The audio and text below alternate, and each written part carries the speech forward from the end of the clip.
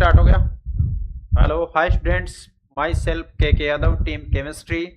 आज अपन organic chemistry की study करते हैं। ऑर्गेनिक केमिस्ट्री में कुछ चैप्टर गिवन है आपके पास में। आपको एक चैप्टर का नाम दे रखा है hello alkane and hello arenes. उससे रिलेटेड जितने भी क्वेश्चन आपकी रीनेट एग्जाम 2026 में आ सकते हैं। आपकी रीनेट एग्जाम 2026 जो एक प्रकार से 21 जून 2026 को आपकी रीनेट एग्जाम होगी बच्चों। अपन स्टार्ट करते हैं ऑर्गेनिक केमिस्ट्री।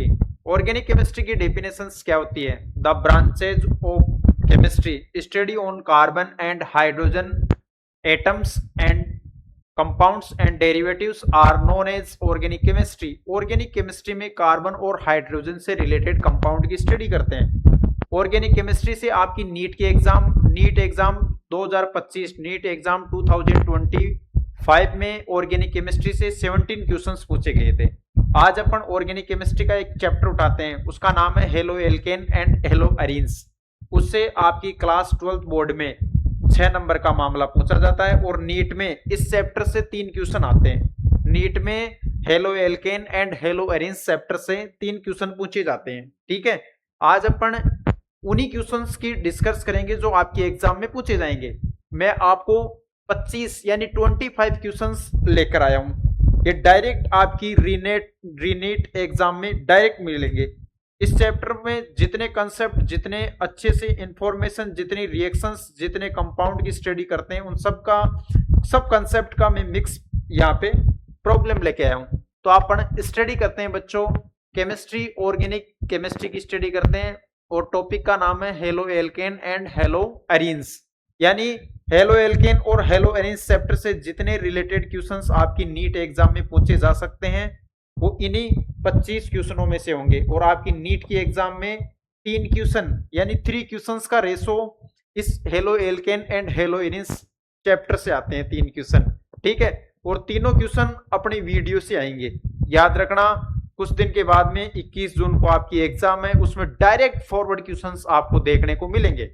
ठीक है, 1 बाय 1 क्वेश्चंस को आप समझने की कोशिश करना बेटा। कोशिश करते हैं अपन। फर्स्ट क्वेश्चंस आपको देखो क्या दे रखा है, the major product Z formed in the following sequence of reactions. आपको ऑर्गेनिक केमिस्ट्री में कुछ सीक्वेंस रिएक्शंस के क्वेश्चंस पूछे जाते हैं, उसमें आपको इन रिएजेंटों के काम पता होना चाहिए कि ये रिएजेंट क्या काम करता है। देखो यहाँ पे आपको दे रखा है बच्चों, एल्केन दे रखा है CH3 एल्केन की रिएक्शंस आपको क्लोरीन Cl2 और यूवी लाइट कहीं पे आपको दिखाई दे देती है। क्लोरीन Cl2 और यूवी लाइट आपको कहीं पे दिखाई दे देता है। तो ये सब कुछ चीजें देख के आपके माइंड में आना चाहिए। ये एक प्रकार से फ्री रेडिकल सब्स्टिट्यूशन रिएक्शंस यानी मुक्त मूलक प्रतिस्थापन रिएक्शंस होती है, जिसमें से यहाँ से सब्स्टिट्यूएंट या प्रतिस्थापन, सब्स्टिट्यूशन या प्रतिस्थापन का मतलब होता है एक चीज का हटके दूसरी चीज का जुड़ना, एक चीज का हटके दूसरी चीज का जुड़ना, उसको एक प्रकार से सब्स्टिट्यूशन रिएक्शंस यानी प्रतिस्थापन अभिक्रिया कहते हैं। यहाँ एल्केन में से जैसे मैं इस हाइड्रोजन को हटा देता हूँ, हाइड्रोजन को रिमूव कर देता हूँ, उसकी जगह में क्लोरीन को ऐड कर देता हूँ, तो मेरे पास में एक प्रकार से CH3 CH2 Cl ये मेरे को अक्स प्रोडक्ट मिल गया। आपको फाइनल प्रोडक्ट जेड की बात करना है बच्चों। इसके बाद में इसकी रिएक्शंस एक प्रकार से अमोनिया के साथ में करवाते हैं। अमोनिया एक प्रकार से बेसिक नेचर का होता है, क्लोरीन एक प्रकार से एसिडिक नेचर का होता है। ठीक है, अमोनिया एक प्रकार से बेसिक नेचर का होता है और क्लोरीन एक प्रकार से एसिडिक नेचर का होता है। तो यहां से तो हाइड्रोजन रिमूव हो जाएगा और ये Cl एक प्रकार से HCl के साथ में रिमूव हो जाएगा, तो फाइनल बन जाएगा CH3 CH2 NH2। ये एक प्रकार से एमाइन का फॉर्मेशन हो गया। अपने पास में किसकी फॉर्मेशन हो गई? एमाइन की। आपको एरोमेटिक रिंग के ऊपर, बेंजीन रिंग के ऊपर NH2 ग्रुप का दिखाई देना, उसको बोलते हैं एमीन। ये भी एक प्रकार से ये एलिफेटिक एमाइन हो गई और रिंग के ऊपर कहीं पे दिखाई दे देता है, उसको एरोमेटिक एमाइन कहते हैं। ठीक है, इस एमाइन की रिएक्शन किसके साथ में करा रखा है? फर्स्ट रिएजेंट है इसमें NaNO2 और HCl वगैरह दिखते ही, NaNO2 और HCl दिखते ही एक प्रकार से मेरे को रिएक्शंस की याद आनी चाहिए, उसको बोलते हैं सैंडमाइर रिएक्शन या डाई एजोटाइजेशन रिएक्शंस। तो इसमें बच्चों मेरे पास में एक प्रकार से बन जाएगा CH2Cl। ठीक है, फिर इसकी रिएक्शंस किसके साथ में करा रखी है, इधर देखो, फिर इसकी रिएक्शंस किसके साथ में करा रखा है, H2O या हाइड्रोलाइसिस हो रखा है इसका, H2O में H प्लस होता है, OH माइनस होता है, ठीक है। यहाँ से ये Cl नेगेटिव होता है, H पॉजिटिव होता है, तो ये एक प्रकार से इसके साथ में रिमूव हो जाएगा, तो मेरे पास में बच जाएगा CH3CH2OH। तो ये अपना Z एक प्रकार से ये मल्टीपल स्टेप की रिएक्शंस होती है, इसमें 3 स्टेप में रिएक्शंस पूछी गई है। एक फर्स्ट स्टेप में रिएक्शन क्लोरीन की सनलाइट देखते ही एक प्रकार से फ्री रेडिकल सब्स्टिट्यूशन रिएक्शंस की याद आनी चाहिए, इसमें Cl इसके साथ में जुड़ जाएगा, हाइड्रोजन दूसरे Cl के साथ में रिमूव हो जाएगा। फिर इसमें अमोनिया के साथ में रिएक्शंस करवाते हैं, तो एक प्रकार से 1 डिग्री एमाइन का फॉर्मेशन होता है। जैसे ही 1 डिग्री एमाइन की अपन रिएक्शन NaNO2 सोडियम नाइट्राइट और HCl HBr के साथ में करवाते हैं, तो वो एक प्रकार से डाईएजोटाइजेशन रिएक्शंस होती है, और वेरी फेमस रिएक्शंस का नाम होता है सेंडमायर रिएक्शंस, ठीक है। सेंडमायर अभिक्रिया वेरी फेमस रिएक्शंस होती है, इससे अपने पास में HCl क्लोरीन ब्रोमीन इनका फॉर्मेशन होता है। फिर इसका फर्दर अपन हाइड्रोलाइसिस करवाते हैं, तो नेगेटिव पार्ट तो पॉजिटिव पार्ट के साथ में अटैच होता है और पॉजिटिव पार्ट नेगेटिव पार्ट के साथ में अटैच होता है, तो फाइनल प्रोडक्ट अपने पास में ये मिल गया। अपन इसको एक फॉर्मूले टाइप से रखिए, तो C2H5OH second option will be correct. Question number first का सेकेंड ऑप्शन एक प्रकार से करेक्ट दे रखा है। इसके बाद में अपन बच्चों स्टडी करते हैं, इसके बाद में अपन स्टडी करते हैं, सेकेंड ऑप्शन आ जाएगा इस क्वेश्चन नंबर फर्स्ट का, second option will be correct. ये एक प्रकार से मल्टीपल स्टेप में ये रिएक्शंस दे रखी है, आपको इन रिएजेंटों के काम पता होना चाहिए। काम पता होगे तो आप इजी वे में इन क्वेश्चंस को सोल्व कर दोगे। ऑर्गेनिक केमिस्ट्री में मिक्स प्रॉब्लम पूछी जाती है, यानी सभी चैप्टरों को एक प्रकार से ऑर्गेनिक केमिस्ट्री में इन्वॉल्व किया जाता है। वेरी सिंपल क्वेश्चंस, इसमें कोई ज्यादा हाईफाई मामले का क्वेश्चंस नहीं है। ऑर्गेनिक केमिस्ट्री का काफी सिंपल क्वेश्चन है, इसका आंसर आ जाएगा second option will be correct, दूसरा ऑप्शन इसका करेक्ट है। इसके बाद में अपन क्वेश्चन नंबर 2 की स्टडी करते हैं। क्वेश्चन नंबर 2 देखो क्या बोलता है, इन the following reaction sequence X and Z respectively. आपको अभिक्रिया दे रखा है, उसमें X और Y क्रम से बताना है बच्चों, पहले X बताना है, फिर Z वो बताना है, Z बताना है, रेस्पेक्टिवली बताना आपको, ठीक है। अब देखो एल्कोहल और PCl5 की रिएक्शन एक प्रकार से क्या होता है, एल्कोहल से एल्काइल हैलाइड फॉर्मेशंस की रिएक्शंस होती है, जैसे डार्जन रिएक्शंस भी होती है, ल्यूकास टेस्ट होता है, PCl3 के साथ में रिएक्शंस होती है, PCl5 के साथ में रिएक्शंस होती है। इन पांचों रिएक्शंस में 4-5 में आपको मेथड बता दिया, एल्कोहल से एल्काइल क्लोराइड बनाने का या एल्काइल हैलाइड फॉर्मेशंस के जो मेथड बता दिए ना, वो डायरेक्ट आपकी एग्जाम में इन पांचों मेथड में से कोई सा भी मेथड आपको एग्जाम में पूछ सकता है। यहां से इसकी रिएक्शंस करेंगे तो CH3CH2OH और PCl5 के साथ में जैसे ये रिएक्शंस करते हैं, है ना, तो यहाँ से एक प्रकार से ये एल्कोहल रिमूव हो जाएगा, उसकी जगह ये Cl ऐड हो जाएगा, तो बन जाएगा CH3CH2CH2Cl। फिर इसकी रिएक्शंस बच्चों अपन किसके साथ में करवा रहे हैं, एल्कोहलिक KOH। एल्कोहलिक KOH और एल्कोहलिक KOH का काम होता है एक प्रकार से एलिमिनेशन करना, यानी Cl HBr HCl इनको रिमूव करना। तो यहाँ से अल्फा से तो Cl हट जाएगा और बीटा से एक प्रकार से हाइड्रोजन हट जाएगा, तो अपने पास में फॉर्मेशन हो जाएगा CH3CH डबल बॉन्ड CH2। ये तो क्या बन गया बच्चों अपने पास में, ये तो एक प्रकार से Y प्रोडक्ट बन गया। अपने को Y क्वेश्चंस में पूछा ही नहीं, अपने को Z और X के बारे में आइडेंटिफाई करना है। फिर इसके बाद में इस रिएक्शंस को सोचो आप, फिर इसकी रिएक्शंस करवा रखा है एग्जामिनर HBr और C2H5CO2 यानी बेंजोइल प्रोक्साइड के साथ में रिएक्शंस है। बेंजोइल प्रोक्साइड की स्ट्रक्चर होती है PHC double bond O C double bond O PH, इसको बोलते हैं एक प्रकार से बेंजोइल प्रोक्साइड। बेंजोइल प्रोक्साइड और HBr दिखते ही मेरे दिमाग में एक प्रकार से एंटी मार्कोनिकोव रूल फॉलो होना चाहिए। एंटी मार्कोनिकोव रूल कहता है नेगेटिव पार्ट अनसिमेट्रिकल एल्कीन पे वहां जाके जुड़ता है, नेगेटिव पार्ट अनसिमेट्रिकल एल्कीन में वहां जाके जुड़ता है जहां पे नंबर ऑफ हाइड्रोजन मैक्सिमम होते हैं। क्रास इफेक्ट भी बोलते हैं इसको एग्जाम में क्रास इफेक्ट प्रोक्साइड के नाम से वेरी ही फेमस होता है। एंटी मार्कोनिकोनियम प्रोक्साइड के साथ में वेरी ही फेमस होता है, ये ओनली फॉर एसबीआर ही देता है प्रोक्साइड के साथ में। क्यों? क्वेश्चन ऐसा भी पूछ लेता है क्योंकि इसमें एक प्रोसेस एक्सोथर्मिक होता है तो दूसरा एंडोथर्मिक होता है, इसलिए इस प्रोसेस को ये एचबीआर के साथ में ही देखा जाता है। तो इसमें ये बन जाएगा बच्चों नेगेटिव पार्ट बीआर यहां जुड़ जाएगा अनसिमेट्रिकल एल्कीन में CH3 CH double bond CH2 और Br एक प्रकार से यहां जुड़ गया तो इसमें CH3 CH2 CH2 Br यह आपका एक प्रकार से बच्चों Z आ गया। Z या तो ये हो सकता है या ये हो सकता है, ये वाला होगा नहीं, फर्स्ट और थर्ड ऑप्शंस आएगा नहीं। ठीक है, फर्स्ट और थर्ड ऑप्शंस आएगा नहीं। इसके बाद में अपन देखते हैं फर्स्ट और थर्ड आएगा नहीं। इसके बाद में अपन क्वेश्चंस की स्टडी करते हैं तो सेकंड इंफॉर्मेशन अपने को स्टूडेंट्स ये देखने को मिल जाती है Z एक प्रकार से मेरा होगा CH3 CH2 CH2 Br, Z तो ये होगा मेरा। ठीक है, इसके बाद में आपको अक्स भी पूछा है। ये अगर एल्कोहल की रिएक्शंस, ध्यान से सुनना इस बात को, अगर एल्कोहल की रिएक्शंस यदि एल्कोहल की रिएक्शंस या तो PCl5 के साथ में करवाते हैं तो एक प्रकार से RCl बनता है और POCl3 ये एक प्रकार से बाई प्रोडक्ट बनता है जो दुनिया में वेरी ही फेमस होता है। कई बार आपकी नीट एग्जाम में ये क्वेश्चंस पूछा हुआ है, ल्यूकास टेस्ट से पूछ लिया, PCl5 के साथ में रिएक्शन पूछ लिया, PCl3 के साथ में रिएक्शंस पूछ लिया और डार्जन रिएक्शंस पूछ लिया। और यदि इफ इसकी रिएक्शंस अपन बच्चों इस एल्कोहल की रिएक्शंस यदि PCl3 के साथ में करवाते हैं तो एक प्रकार से RCl बनता है। इसके 3 मोल अपने को देखने को मिलेंगे और एक बन जाएगा POH3 ये बन जाएगा।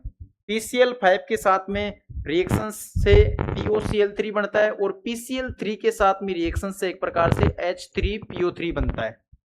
तो ऐसा करते करते आपको क्वेश्चंस में याद हो रहा होगा कि एक प्रकार से इसमें फाइनल प्रोडक्ट क्या बन जाएगा। तो इसमें बच्चों PCl5 के साथ में यदि किसी स्टूडेंट्स को याद हो एल्कोहल की रिएक्शंस PCl5 और PCl3 के साथ में करवाते हैं तो क्या बनता है, या इसको आप डायरेक्ट क्वेश्चंस भी सोच सकते हो। डायरेक्ट सोचोगे अक्स ये पूछा है और PCl5 के साथ में रिएक्शंस दे रखा है।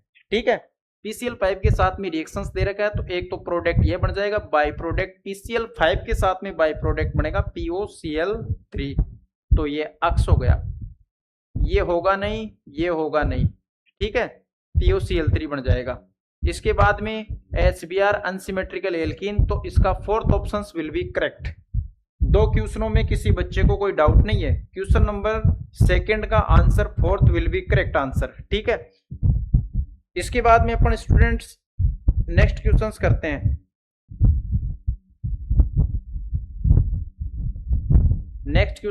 Question number 3। नेक्स्ट क्वेश्चंस करते हैं क्वेश्चन नंबर 3।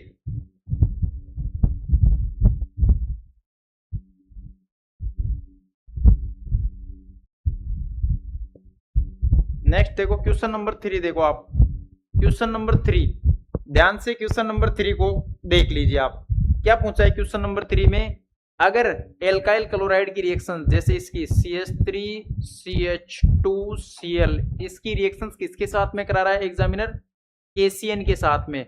अब बताओ KCN की नेचर कैसी होती है। KCN एक प्रकार से आयोनिक नेचर का होता है जिसमें K पॉजिटिव होता है, CN नेगेटिव होता है। ठीक है, इसमें एक प्रकार से 1 डिग्री एमाइन का फॉर्मेशन होता है। तो इसमें बन जाएगा अपने पास में CH3 CH2Cn, ये तो इसका प्रोडक्ट बन गया। अब एक्स्ट्रा मटेरियल एग्जाम में क्या पूछ सकता है, एग्जाम में पूछ सकता है इसकी रिएक्शन सोडियम मरकरी और एथेनॉल के साथ में C2H5OH, सोडियम मरकरी और एथेनॉल के साथ में ये रिएक्शंस करवाते हैं तो इस रिएक्शंस का नाम हो जाएगा मेंडियस रिडक्शंस। इसको बोलते हैं मेंडियस रिडक्शंस जो एक प्रकार से साइनाइड का सिंपल रिडक्शंस करता है, साइनाइड का सिंपल रिडक्शंस करेगा तो इसको एक प्रकार से CH3 CH2NH2 यानी 1 डिग्री एमाइन की इसमें फॉर्मेशन हो जाती है। 1 डिग्री एमाइन की क्या हो जाता है? फॉर्मेशन। 1 डिग्री एमाइन का फॉर्मेशन इसमें हो जाता है। इसके बाद में ये फर्स्ट तो इसमें बढ़ जाएगा, फर्स्ट वाले में तो ये प्रोडक्ट बन जाएगा, ये मैंने एक्स्ट्रा मटेरियल आपको बताया। इसके बाद में इसकी रिएक्शन CH3 CH2 Cl और AgCN के साथ में रिएक्शंस करवाते हैं, तो इसमें प्रोडक्ट आपको एग्जामिनर आइडेंटिफाई करने के लिए बोला है। बच्चों KCN एक प्रकार से आयोनिक नेचर का होता है, जिसमें साइनाइड का सिंपल रिडक्शन होने से 1 डिग्री एमाइन का फॉर्मेशन होता है, और ये एक प्रकार से कोवलेंट नेचर का होता है। कैसा होता है? कोवलेंट नेचर होती है इनकी, कोवलेंट नेचर होता है। ठीक है, कोवलेंट नेचर में ये एक प्रकार से Ag+ और NC साइनाइड, NC आइसोसाइनाइड बनेगा इसमें। AgCN एक प्रकार से कोवलेंट नेचर का होता है, जिसमें Ag+ और NC साइनाइड आइसोसाइनाइड में इसका ब्रेकडाउन होता है, तो इसमें बनता है CH3 CH2 NC। ये एक प्रकार से होता है आइसोसाइनाइड। जैसे ही इसकी रिएक्शंस अपन सोडियम मरकरी और एथेनॉल के साथ में करवाते हैं, सोडियम मरकरी और एथेनॉल के साथ में करवाते हैं, ये मेडियस रिडक्शंस होता है। ये साइनाइड का सिंपल रिडक्शंस कर देता है और आइसोसाइनाइड का भी रिडक्शंस कर देगा। आइसोसाइनाइड का रिडक्शंस करेगा तो एक प्रकार से 2 डिग्री एमाइन का फॉर्मेशन देखने को मिलेगा। इसको बोलते हैं एक प्रकार से 2 डिग्री एमाइन। 2 डिग्री एमाइन का मतलब क्या होता है? जिसमें नाइट्रोजन अपने निकटवर्ती या एडजेसेंट टू कार्बन से डायरेक्ट अटैच होता है, उसको एक प्रकार से 2 डिग्री एमाइन बोलते हैं। तो कहने का मतलब इस क्वेश्चन से आपको क्या क्या इंफॉर्मेशन मिल सकती है? देखो, KCN एक प्रकार से आयोनिक नेचर का होता है, जिसमें K पॉजिटिव होता है, CN नेगेटिव होता है, जिसमें इस टाइप का प्रोडक्ट मिल जाएगा। अगर इसकी रिएक्शंस आपको इसका रिडक्शंस करवाना होता है तो इसमें 1 डिग्री एमाइन का फॉर्मेशन होता है। फिर आगे NC AgCN की रिएक्शंस करवाते हैं तो एक प्रकार से आइसोसाइनाइड मिलेगा आपको। आइसोसाइनाइड का सिंपल रिडक्शंस या सोडियम इसके साथ में सोडियम मरकरी और एथेनॉल के साथ में रिडक्शंस करवाते हैं तो एक प्रकार से 2 डिग्री एमाइन का फॉर्मेशन होता है। ये एग्जाम में, ये क्वेश्चंस डायरेक्ट एग्जाम में आपको क्वेश्चंस देखने को मिल सकते हैं। इसके बाद में बच्चों क्वेश्चन नंबर 4, क्वेश्चन नंबर 4 को आप ध्यान से अच्छे से स्टडी कीजिए। क्वेश्चन नंबर 4 की आपको अच्छे से स्टडी करना है। क्वेश्चन नंबर 4 आपको क्या बोलता है?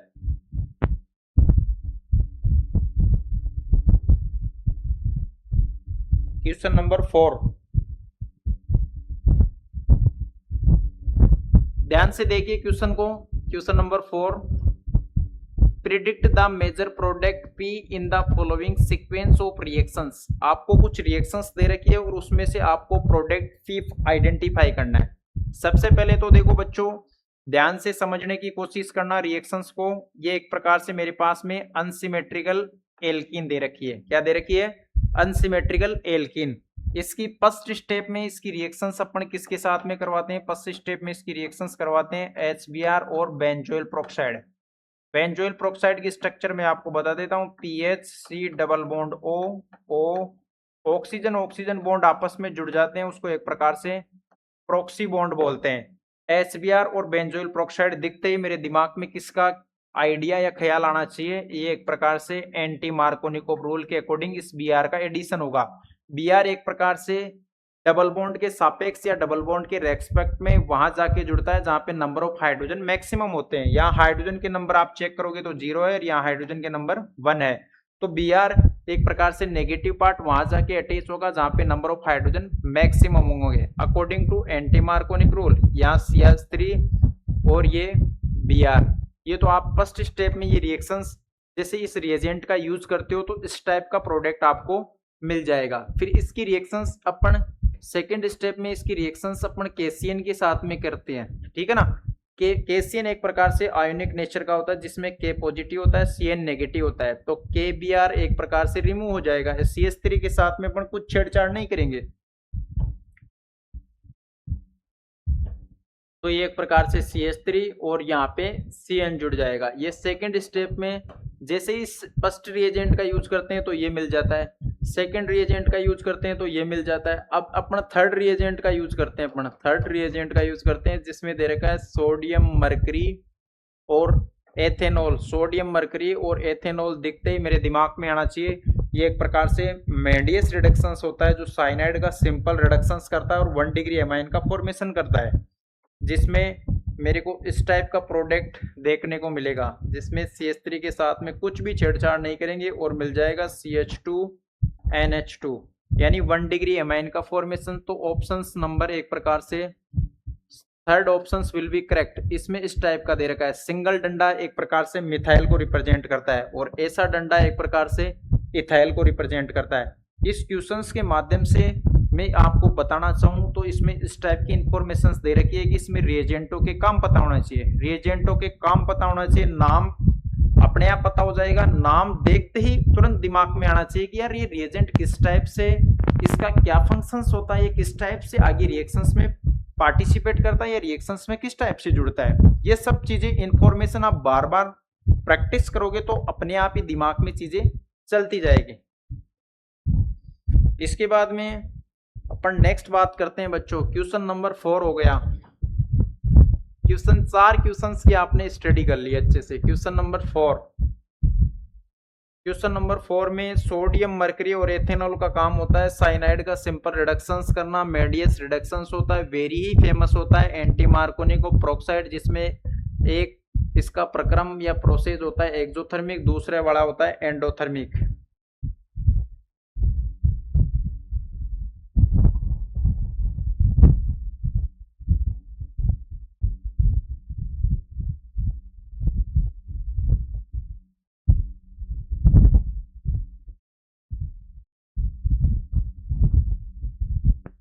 क्वेश्चन नंबर 5 को अच्छे से आप रीडिंग कर लीजिए, क्वेश्चन नंबर 5 की अच्छे से आप स्टडी कर लीजिए, ठीक है। क्वेश्चन नंबर 5 क्या बोलता है आपको, क्वेश्चन नंबर 5 को आप अच्छे से बच्चों पढ़ लीजिए। इसमें आपको 2 स्टेटमेंट गिवन है, 2 कथन दे रखे हैं आपको, एग्जामिनर 2 कथन दे दिया जिसमें फर्स्ट है इस प्रकार से ये आयोडीन है, एल्केन के साथ में आयोडीन जुड़ रहा है, ठीक है, और इसमें SN2 टाइप का रिएक्शंस दे रखा है, ये क्लोरीन दे रखा है। तो क्या पूछा है, अंडरगो SN2 फास्टर। ये आयोडीन एक प्रकार से गुड लिविंग ग्रुप, अच्छा निष्कासित समूह होता है तो ये इजी वे में रिमूव हो जाएगा, तो इसकी SN2 टाइप की रिएक्शंस भी मैक्सिमम होगी। तो ये स्टेटमेंट तो एक प्रकार से करेक्ट है। सेकंड बात क्या है, iodine is a better leaving group because of its large size in the light of the above statement. Iodine अच्छा निष्कासित समूह होता है बड़े आकार के कारण। ये स्टेटमेंट भी सही है, फर्स्ट वाला स्टेटमेंट भी सही है, सेकंड वाला स्टेटमेंट भी सही है, और दोनों एक दूसरे की एक्सप्लेनेशन भी कर रहे हैं। यानी मैं एक चीज बता देता हूं आपको, एक चीज बता देता हूं मैं, SN1 रिएक्शंस होती है ना, SN1 रिएक्शंस जिसमें एक प्रकार से मोर स्टेबल कार्बोकेटाइन देखा जाता है, ठीक है। लोन पेयर के बगल में पॉजिटिव चार्ज यानी बैक बॉन्डिंग मोर स्टेबल होता है, रेजोनेंस टाइप का कहीं बन रहा है वो मोर स्टेबल होता है, स्टेरिक इंड्रेंस के डायरेक्टली प्रोपोर्शनल होता है जिसमें 3 डिग्री कार्बोकेटाइन मोर स्टेबल, फिर 2 डिग्री, फिर 1 डिग्री। इस टाइप के सीन ये SN1 टाइप की रिएक्शंस में होते हैं। इसमें प्रतिलोमन वगैरह, इसमें क्या इंटरमीडिएट कार्बोकेटाइन बनता है, फर्स्ट स्टेप में कार्बोकेटाइन बनता है, फिर रिएक्शंस होती है, ठीक है ना। और स्टेबल कार्बोकेटाइन की अपन बात करते हैं, ये SN1 की कहानियां होती है। SN1 और SN2, SN1 और SN2 इनमें अगर रिएक्टिविटी की बात करें, रिएक्टिविटी ऑर्डर की बात करें, रिएक्टिविटी ऑर्डर की बात करें किसका, एल्काइल हैलाइड का रिएक्टिविटी की ऑर्डर की बात करें जिसमें RI मैक्सिमम होता है, फिर RBr होता है, RI, RBr, RCl और RF होता है। ये एक प्रकार से reactivity of alkyl halide, reactivity of alkyl halide in SN1 reaction and SN2 reactions very very important reactions होती है आपके hello alkane and hello Erin chapter से। SN1 रिएक्शन से आपको एग्जामिनर क्या क्वेश्चंस पूछ सकता है, SN1 रिएक्शंस एक प्रकार से कार्बोकेटाइन की डिग्री पे डिपेंड करता है जिसमें 3 डिग्री कार्बोकेटाइन मोर स्टेबल होता है, फिर 2 डिग्री, फिर 1 डिग्री। कई लोन पेयर के बगल में पॉजिटिव चार्ज प्रेजेंट होता है, उसको बैक बॉन्डिंग पश्च बंधन बोलते हैं, वो मोर स्टेबल माना जाता है। रेजोनेंस वगैरह एक प्रकार से स्टेबिलिटी को इंक्रीज करते हैं, ठीक है। और आपको एल्काइल हैलाइड की रिएक्टिविटी का ऑर्डर पूछे, SN1 और SN2 के लिए एल्काइल हैलाइड की रिएक्टिविटी का ऑर्डर पूछे तो उसमें RI मैक्सिमम कर देना, फिर RBR कर देना, फिर RCl कर देना, फिर RF कर देना। एनसीईआरटी में बाकायदा ये चीजें लिख रखा है। SN1 और SN2 में एल्काइल हैलाइड का ऑर्डर सेम ही होता है, ठीक है। आयोडीन एक प्रकार से लार्ज साइज अच्छा गुड लिविंग ग्रुप होता है, इसलिए वो इजीली में रिमूव हो जाता है। आयोडीन की साइज भी एक प्रकार से मैक्सिमम होती है ना, इसलिए वो इजी में वहां से रिमूव हो जाता है। और क्या क्वेश्चंस बन सकते हैं SN1 SN2 के बारे में? SN1 और SN2 के बारे में, SN2 रिएक्शंस में एक प्रकार से SN2 रिएक्शन में एक प्रकार से ट्रांजिशन स्टेट बनती है, जिसमें न्यूक्लियोफाइल बैक साइड से अटैक करता है, फिर बीच में ट्रांजिशन स्टेट बनती है, वो एक प्रकार से अनस्टेबल होती है। फिर अनस्टेबल होने के बाद में जैसे ही वो वहां से हटेगा, फिर एक प्रकार से फाइनल प्रोडक्ट बनेगा।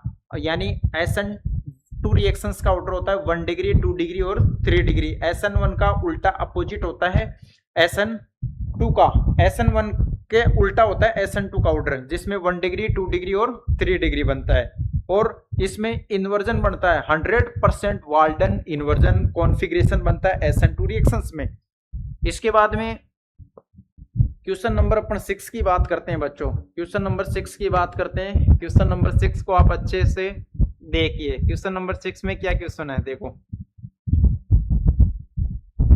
क्वेश्चन नंबर 6 को आप अच्छे से देखिए बच्चों। Question number 6, question number 6, elimination reaction of 2 bromo pentane to form पेंट-2-इन। एलिमिनेशन रिएक्शंस में देखो मैं बता देता हूं आपको। एलिमिनेशन रिएक्शंस में क्या दे रखा है? CH3 CH2 CH2 CH2 CH3, ये तो पेंटेन हो गया। और 2 पोजीशन पे क्या जुड़ रहा है? ब्रोमीन। तो यहां से इसकी 2 पोजीशंस पे आप जोड़ दीजिए ब्रोमीन। इसकी 2 पोजीशंस में मैंने जोड़ दिया ब्रोमीन, ठीक है। अब यहां से इस Br को आपको रिमूव करना है, इस Br को आपको रिमूव करना है, ठीक है। यहां से इस Br को रिमूव करना है, इस Br को रिमूव करना है। तो इस Br को रिमूव करने के अपने पास में 2 मेथड है। इसको बोलते हैं अल्फा कार्बन और इसको बोलते हैं बीटा 1 कार्बन और इसको बोलते हैं बीटा 2 कार्बन, ठीक है। यानी अल्फा कार्बन से डायरेक्ट हेलोजन ग्रुप जुड़ रहा है और उसके लेफ्ट और राइट साइड में जो निकटवर्ती कार्बन है उनको बोलते हैं बीटा कार्बन। ये एक को बोल देंगे बीटा 1, किसी को भी बोल देंगे बीटा 1 और दूसरे को बोल देंगे बीटा 2। जैसे ही आप इसका एलिमिनेशन का मतलब होता है विलोपन रिएक्शन। विलोपन का मतलब होता है किसी चीज को छिपाना, इस Br को हटाना है। तो इस Br को हटाएंगे तभी तो आपके पास में इस टाइप का बन रहा है CH3 CH double bond CH CH2 CH3। इसको क्या बोलते हैं? पेंट-2-इन। इस टाइप का बन गया ना, पेंट-2-इन। तो यहां से Br को हटाएंगे तो एक प्रकार से इस टाइप का बन जाएगा, इसको बोलते हैं पेंट-2-इन। तो ये इस यहां से इसको हटाएंगे तो ये एक प्रकार से सेज जेब बन जाएगा, और यहां से हटाएंगे बीटा 2 से तो उसको बोलते हैं हाफमैन प्रोडक्ट, होफमैन प्रोडक्ट बोलते हैं। जो एक प्रकार से हाफमैन प्रोडक्ट होता है ना, होफमैन प्रोडक्ट, वो एक प्रकार से लेस स्टेबल होता है क्योंकि उसके पास में एल्काइल ग्रुप या नंबर ऑफ हाइड्रोजन एक प्रकार से उसके पास में एल्काइल ग्रुप मिनिमम होते हैं, उसके पास में एल्काइल ग्रुप मिनिमम होते हैं, ठीक है।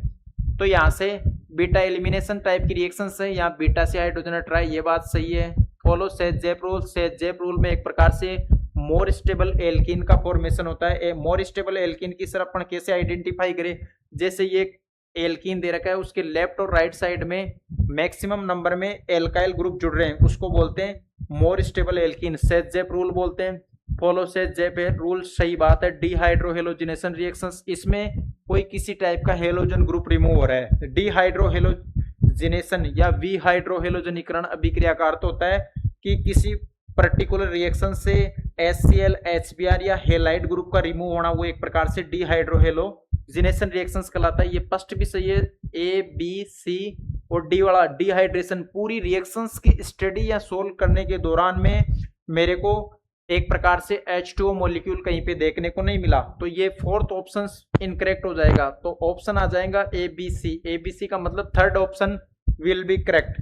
ये तीनों स्टेटमेंट ऊपर वाले सही है, बाकी डिहाइड्रेशन इस रिएक्शंस में होता नहीं, ठीक है। इसके बाद में अपन स्टडी करते हैं बच्चों क्वेश्चन नंबर 6, क्वेश्चन नंबर 6 तक किसी स्टूडेंट को कोई प्रॉब्लम नहीं है, क्वेश्चन नंबर 6 तक किसी भी बच्चे को कोई प्रॉब्लम नहीं है। इसके बाद में अपन नेक्स्ट क्वेश्चंस की स्टडी करते हैं। क्वेश्चन नंबर 7, क्वेश्चन नंबर 7 देखो क्या दे रखा है, which of the following alkane can not be made in good yield by Woods reactions। आपको वुड्स अभिक्रिया से कौन सी एल्केन नहीं बनाई जा सकती है। बच्चों आप जैसे ही वुड्स रिएक्शंस की स्टडी करते हो, तीनों रिएक्शंस अच्छे से पढ़ लेना। वुड्स अभिक्रिया, वुड्स फिटिंग रिएक्शंस, एक होती है उल्मान, वो आयोडोबेंजीन और कॉपर के साथ में रिएक्शंस की जाती है। उल्मान रिएक्शन एक प्रकार से आपके सिलेबस से हटा दिया गया। इसके बाद में वुड्स रिएक्शंस में अपने को किसकी गुड यील्ड प्राप्त होती है, अच्छी लब्धि किसकी प्राप्त होती है। आप जैसे ही वुड्स रिएक्शंस की स्टडी करते हो तो उसमें एक प्रकार से सिमेट्रिकल टाइप के मॉलिक्यूल का फॉर्मेशन होता है। जैसे मैं यहाँ पे एल्काइल हैलाइड की रिएक्शंस 2 मोल सोडियम मेटल के साथ में ड्राई ईथर की प्रेजेंस में करवाता हूँ। एक दूसरा ये एल्काइल हैलाइड लेना पड़ेगा, तो यहाँ से 2NaX रिमूव हो जाएगा और एक प्रकार से फाइनल प्रोडक्ट बन जाएगा RR, जिसको बोलते हैं एल्केन, और ये एक प्रकार से सिमेट्रिकल मॉलिक्यूल का फॉर्मेशन होगा। Methane can not be prepared by Wurtz reactions, methane can not be prepared by Wurtz reactions, यानी मीथेन इस अभिक्रिया से अपन बना ही नहीं सकते, क्योंकि इसमें एक प्रकार से रिएक्टेंट में आप जितने कार्बन लोगे उसके डबल ही आपको प्रोडक्ट में कार्बन के मॉलिक्यूल के नंबर दिखाई देंगे। तो methane can not be prepared by Wurtz reactions. इसमें अपने पास में जो प्रोडक्ट बनता है ना, प्रोडक्ट वो एक प्रकार से सिमेट्रिकल मॉलिक्यूल होता है, सममित मॉलिक्यूल होता है। अनसिमेट्रिकल वाला एक प्रकार से इसमें प्रोडक्ट ही नहीं बनेगा। तो एक प्रकार से इसमें एन हेप्टेन ये एक प्रकार से नहीं बन सकता, ये बन सकता है, ये बन सकता है, ये इसमें बन सकता है। तो फर्स्ट वाला इस रिएक्शन से अपन आइडेंटिफाई नहीं कर सकते, first option will be incorrect. इसके बाद में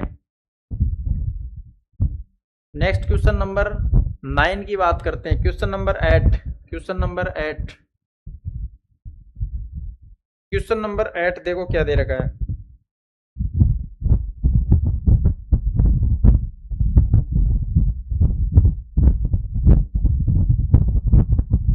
क्वेश्चन नंबर 8 मैं आपको वैसे बता देता हूं। क्वेश्चन नंबर 8 क्या है, देखो क्वेश्चन नंबर 8, क्वेश्चन नंबर 8 की बात करते हैं। उसमें देखो क्या दे रखा है, एक दे रखा है बच्चों आपको एलाइलिक हैलाइड की डेफिनेशंस क्या होती है। एलाइलिक हैलाइड सबसे पहले ध्यान से समझिए आप, very important point according to halo alkane and halo arenes.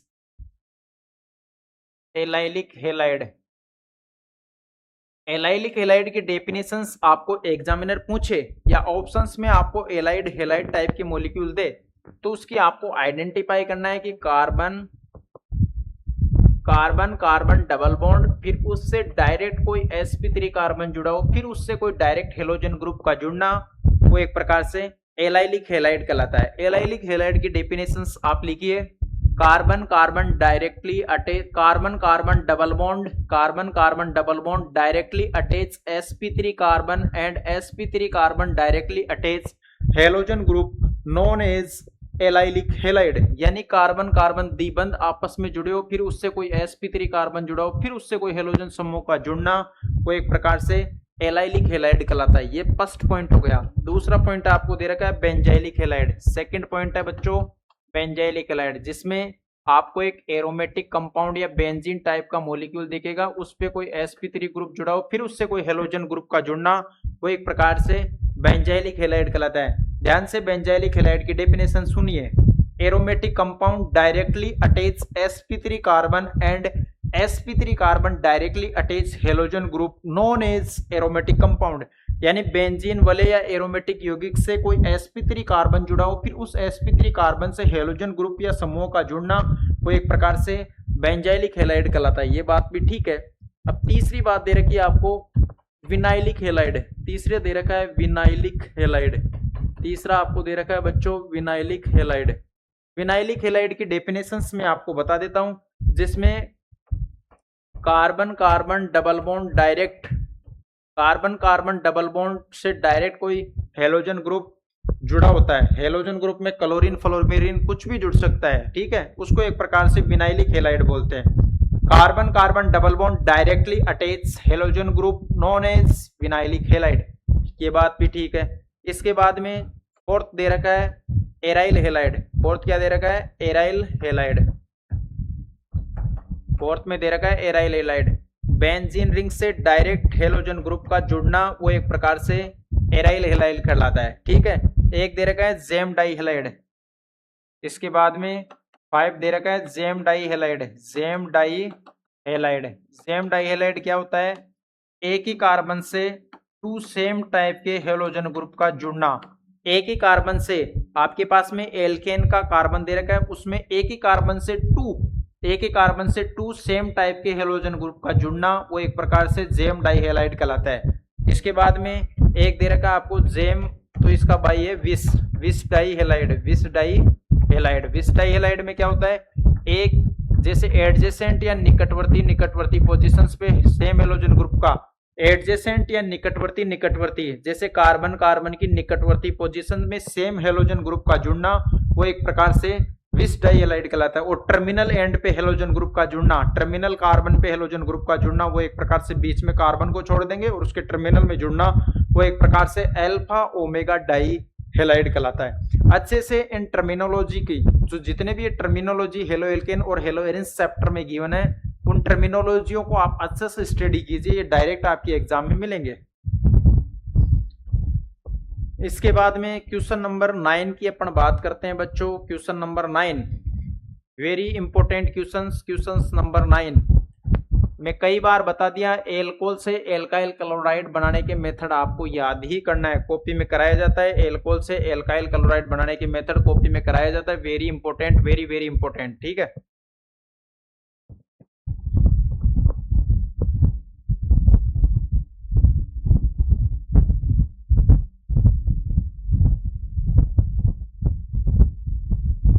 Question number 9 की अपन बात करते हैं। क्वेश्चन नंबर 9 ध्यान से समझिए।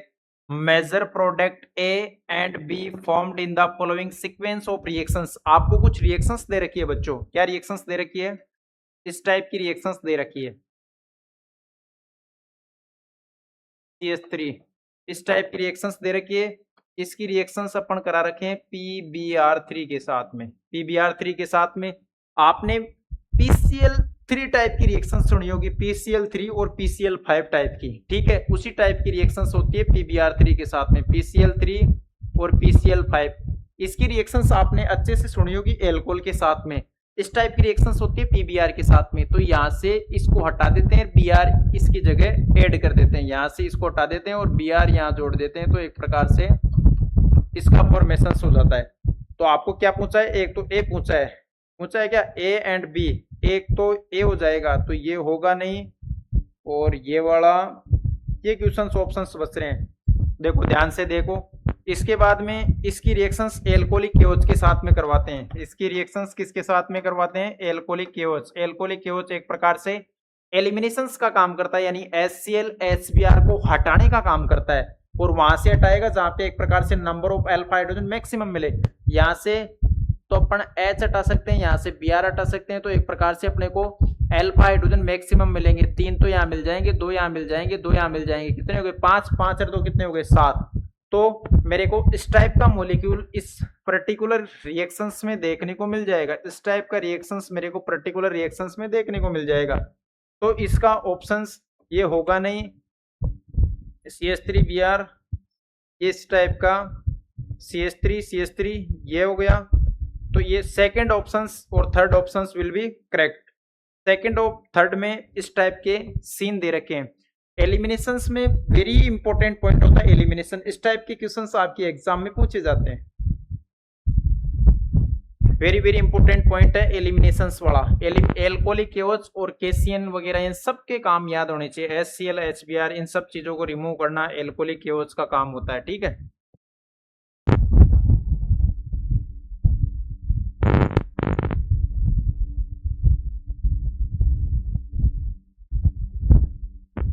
तो क्वेश्चन नंबर इसका 9 का आंसर आ गया।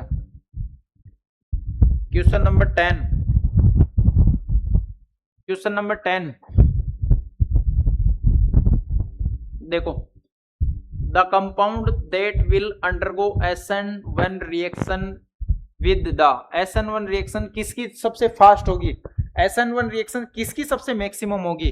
तो बच्चों SN1 रिएक्शंस के लिए कुछ मैं बातें लिख देता हूं, आपको याद करना है। SN1 रिएक्शंस होती है, उसमें एक प्रकार से 3 डिग्री कार्बोकेटाइन, फिर 2 डिग्री कार्बोकेटाइन, फिर 1 डिग्री कार्बोकेटाइन, और कहीं पे बैक बॉन्डिंग बन रहा है तो वो सबसे मैक्सिमम हो जाएगा। फिर रेजोनेंस टाइप का कहीं मॉलिक्यूल बन रहा है उसका देखा जाता है। SN2 यहां से हटाएंगे तो Br पे पॉजिटिव, यहाँ हटाएंगे पॉजिटिव चार्ज, यहाँ हटाएंगे पॉजिटिव चार्ज, यहाँ हटाएंगे पॉजिटिव। ये न तो SN1 रिएक्शंस देता है न SN2 रिएक्शन। इस टाइप का कहीं पे आपको मॉलिक्यूल दिखाई दे देता ना, इसे डायरेक्ट डबल बॉन्ड से अपन Br हटा रहे हैं, वो एक प्रकार से हटाना डिफिकल्ट होता है, ना तो SN1 रिएक्शंस देगा और ना ही SN2 रिएक्शंस देगा। ऐसे कार्बन कार्बन डबल बॉन्ड फिर उससे डायरेक्ट कोई हेलोजन ग्रुप हटा रहे हैं ना, तो यहाँ से हटाना मुश्किल होता है। वो ना तो SN1 रिएक्शंस देगा ना SN2 रिएक्शंस देगा, ये किसी टाइप का रिएक्शंस नहीं देगा। अंडरगो ये सभी देखो बच्चों SN1 दे रखे हैं, ठीक है। ये 2 डिग्री कार्बोकेटाइन, ये 1 डिग्री कार्बोकेटाइन, ये एक प्रकार से 2 डिग्री कार्बोकेटाइन, लेकिन इसमें रेजोनेंस भी प्रेजेंट, तो ये एक प्रकार से सबसे फास्ट दे देगा, ठीक है। इसमें रेजोनेंस स्टेबल हो जाएगा। तो क्वेश्चन नंबर 10 का आंसर आ जाएगा 2। क्वेश्चन नंबर 10 का आंसर आ जाएगा second answer will be correct. Question number 2 का आंसर आ जाएगा, क्वेश्चन नंबर 10 का आंसर आ जाएगा second options will be correct. Question number 10 का आंसर आ जाएगा second options will be correct, इसका ये आंसर आ जाएगा।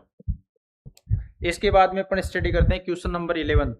The product A and B obtained in the following reaction, following sequence of reactions आपको given है। Question number 10 following 11, question number 11 की अपन बात करते हैं। उसमें कुछ रिएक्शंस दे रखी है आपको, देखो क्या रिएक्शंस दे रखी है। फर्स्ट रिएक्शंस गिवन है बच्चों आपको 3 मोल एल्कोहल की रिएक्शंस इफ यदि PCl3 के साथ में करवाते हैं तो एक प्रकार से 3RCl बन जाएगा, और इसमें ये तो प्रोडक्ट बन गया, ठीक है, और इसमें बाई प्रोडक्ट बनेगा H3PO3, ठीक है। इस टाइप के मॉलिक्यूल का फॉर्मेशन हो जाएगा H3PO3, तो इसमें तो बन जाएगा H3PO3, ठीक है। अगर इफ इसकी रिएक्शंस किसके साथ में करवाते हैं, ये रिएक्शंस वेरी फेमस है क्या बच्चों। अगर एल्कोहल की रिएक्शंस PCl5 के साथ में करवाते हैं तो एक प्रकार से बनेगा RCl plus POCl3 plus HCl बन जाएगा, ठीक है। ये प्रोडक्ट बन गया, ये बाई प्रोडक्ट बन गया, तो इसमें बन जाएगा POCl3। ऑप्शंस देख लो, ए का पहले बताना है, बी का बाद में बताना है। तो H3PO3 और POCl3, second options will be correct. H3PO3, इसमें H3PO4 दे रखा है, इसमें P ये पहले दे दिया, H3PO3 और POCl3, second options will be correct. इसके बाद में क्वेश्चन नंबर 12 की बात करते हैं अपन, क्वेश्चन नंबर 12, क्वेश्चन नंबर 12 की अपन बात करते हैं। क्वेश्चन नंबर 12, इसका आंसर आ जाएगा, इसका सेकंड आ जाएगा, इसका थर्ड आ जाएगा, ये आ जाएगा सेकंड। क्वेश्चन नंबर 12, 2 स्टेटमेंट आपको गिवन है बच्चों। बॉइलिंग पॉइंट से रिलेटेड क्वेश्चंस आपके एग्जाम में पूछे ही जाते हैं। बॉइलिंग पॉइंट डायरेक्टली प्रोपोर्शनल होता है मोलिकुलर वेट के। अगर मोलिकुलर वेट सेम हो जाता है तो देखते हैं अपन ब्रांचिंग, ब्रांचें जैसे जैसे बढ़ती है तो एक प्रकार से बॉइलिंग पॉइंट डिक्रीज हो जाता है, यानी van der Waals force of attractions उसमें डिक्रीज ही होगा।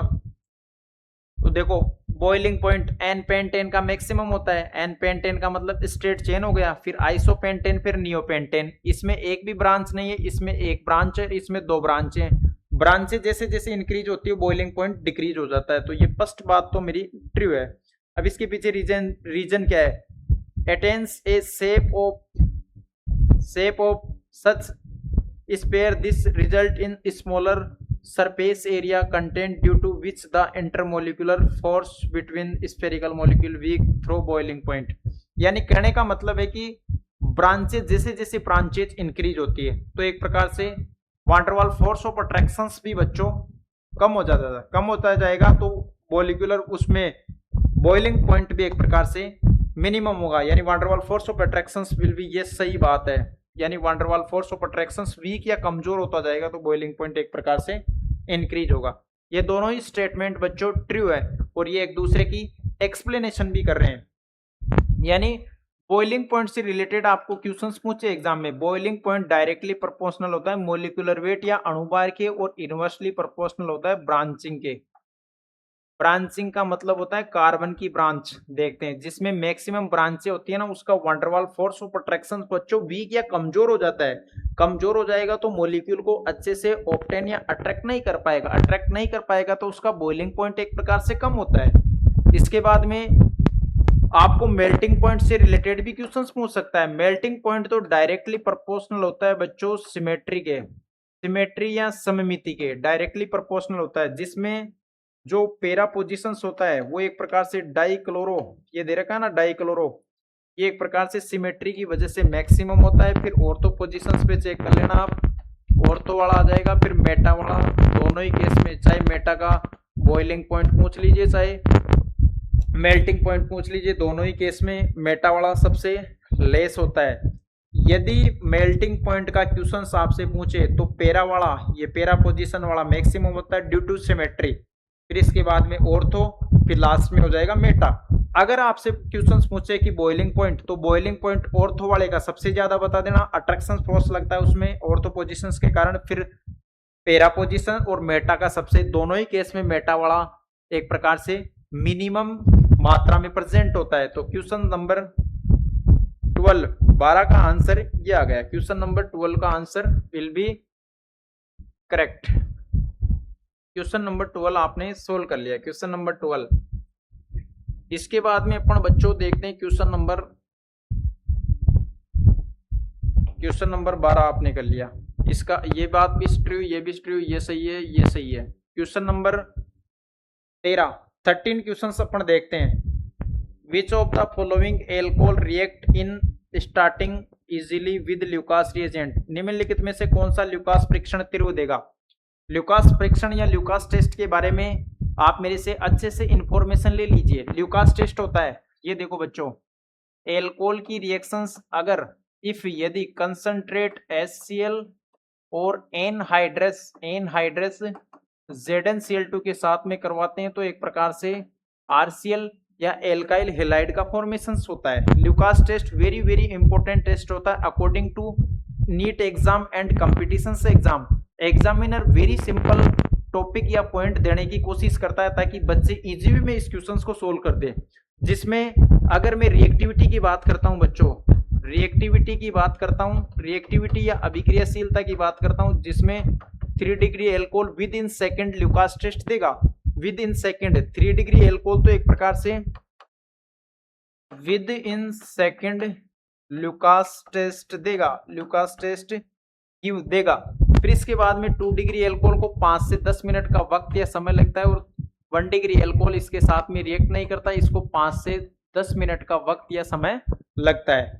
अच्छे से इस क्वेश्चंस को आप याद कर लीजिए। कंसंट्रेट HCl और एनहाइड्रस ZnCl2 दिखते ही एल्कोहल के साथ में रिएक्शंस होगी, जिसमें एक प्रकार से एल्काइल हेलाइड का फॉर्मेशन होगा, जिसमें 3 degree alcohol within second Lucas test उसके साथ में PPT दे देगा और 2 डिग्री एल्कोहल को देने में 5 से 10 मिनट का वक्त लगेगा और 1 डिग्री एल्कोहल इसके साथ में रिएक्शन से नहीं करेगा।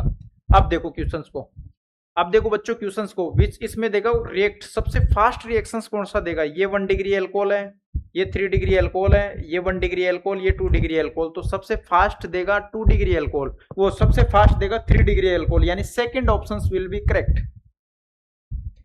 इसके बाद में आप आ जाइए बच्चों, इसके बाद में आप क्वेश्चंस ध्यान से सुनिए। ये बात भी ठीक है, ये बात भी ठीक है, इसका ऑप्शन आ जाएगा 3 degree alcohol within second Lucas test. अब देखो क्वेश्चन नंबर 14, क्वेश्चन नंबर 14 को आप अच्छे से आइडेंटिफाई कर लो। क्वेश्चन नंबर 14,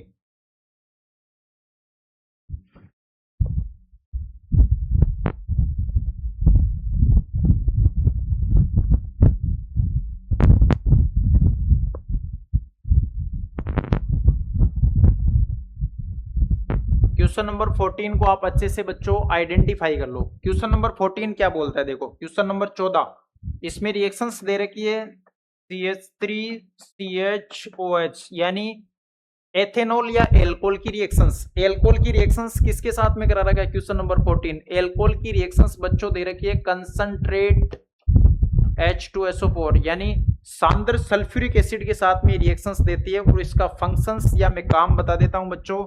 इस कंसंट्रेट H2SO4 का फंक्शंस या वर्क या काम होता है एक प्रकार से removal of H2O, water molecule को रिमूव करना। यहां से OH ग्रुप रिमूव हो जाएगा, यहां से हाइड्रोजन रिमूव हो जाएगा। तो एक प्रकार से फॉर्मेशन हो गया, एल्कीन का फॉर्मेशन हो गया। ठीक है, ये तो एक प्रकार से मेरे पास में, ये तो अपने पास में ए दे रखा था। सीक्वेंस से रिएक्शंस को सोल्व करना है, ये ए दे रखा था। फिर ये मेरे पास में बी की फॉर्मेशंस हो गई। फिर इसकी रिएक्शंस बच्चों HBr के साथ में करवाते हैं। किसके साथ में? Simple HBr। सिमेट्रिकल एल्कीन पे ना तो मार्कोनिकोव रूल फॉलो होता है ना एंटी मार्कोनिकोव रूल। उसमें नेगेटिव या पॉजिटिव पार्ट को किसी भी कार्बन पे ऐड कर दीजिए, क्योंकि उसमें नंबर ऑफ हाइड्रोजन एक प्रकार से सेम ही होते हैं। यहाँ से H पॉजिटिव होता है, Br नेगेटिव होता है। H को मैंने इसके साथ में जोड़ दिया तो CH3CH2Br, और इस Br को इसके साथ में जोड़ दिया तो मेरे पास में ये C बन गया, ये C बन गया। अब आपको एग्जाम में D पूछा है, D क्या होगा? अब इसकी रिएक्शंस किसके साथ में करा रखा है? इसकी रिएक्शंस फिर C की रिएक्शंस करा रखा है एग्जामिनर, इसके साथ में करा रखा है। इसको बोलते हैं ब्रोमोबेंजीन और 2 मोल सोडियम मेटल और ड्राई ईथर। ऐसा सीन दिखते ही ड्राई ईथर और ब्रोमोबेंजीन, इस टाइप का सीन दिखते ही किसकी याद आनी चाहिए? ये एक प्रकार से एल्काइल हैलाइड हो गया, ये एराइल हैलाइड हो गया। एल्काइल हैलाइड और एराइल हैलाइड की रिएक्शंस करते हैं तो एक प्रकार से फिटिंग रिएक्शंस होती है, जिसमें एल्काइल हैलाइड और एराइल हैलाइड आपस में सोडियम धातु के साथ में रिएक्शंस करते हैं शुष्क ईथर की उपस्थिति में। तो एक प्रकार से यहां से Br रिमूव हो जाएगा, यहां से Br, तो 2 मोल NaBr रिमूव हो गया। ठीक है, 2 मोल NaBr बच गया अपने पास में बेंजीन, और बेंजीन के ऊपर क्या दे रखा है? CH2 CH3। अब इस टाइप का सर ऑप्शंस नहीं दे रखा है, ऑप्शन नहीं दे रखा तो इसको अपन एक प्रकार से बॉन्ड लाइन रिप्रेजेंट कर देते हैं। यहाँ CH2 आ जाएगा, यहाँ CH3, ऐसा तो दिख ही रहा होगा ना, ऐसा options, fourth options will be correct. Very simple questions है। अब इस क्वेश्चंस में आपको देखो क्या देखना है, कंसंट्रेट H2SO4 का फंक्शंस या कार्य होता है H2O को रिमूव करना। यहाँ से OH ग्रुप रिमूव हो जाएगा, यहाँ से हाइड्रोजन हट जाएगा, तो एक प्रकार से एल्कीन का फॉर्मेशन हो गया। अब इस एल्कीन की रिएक्शंस बच्चों ये देखो किस टाइप की रिएक्शंस, ये किस टाइप की एल्कीन है? ये एक प्रकार से सिमेट्रिकल एल्कीन है। इसकी रिएक्शंस HBr के साथ में करवाते हैं तो H पॉजिटिव और Br नेगेटिव को कहीं पे भी जाके ऐड कर दीजिए, क्योंकि इसमें नंबर ऑफ हाइड्रोजन एक प्रकार से सेम होते हैं। सिमेट्रिकल एल्कीन में नंबर ऑफ हाइड्रोजन सेम होते हैं, ये जोड़ दिया। फिर इसकी reactions bromobenzene sodium dry ether के साथ में करवाते हैं, और एल्काइल हैलाइड और एराइल हैलाइड की रिएक्शंस आपस में करवाते हैं। उसको बोलते हैं वुड्स फिटिंग रिएक्शंस, उसको बोलते हैं वुड्स फिटिंग रिएक्शंस। उसमें एक एराइल हैलाइड मॉलिक्यूल जुड़ेगा एल्काइल हैलाइड के साथ में, तो ये फाइनल प्रोडक्ट ये बन गया बच्चों। Fourth options will be correct. इसके बाद में क्वेश्चन नंबर 15।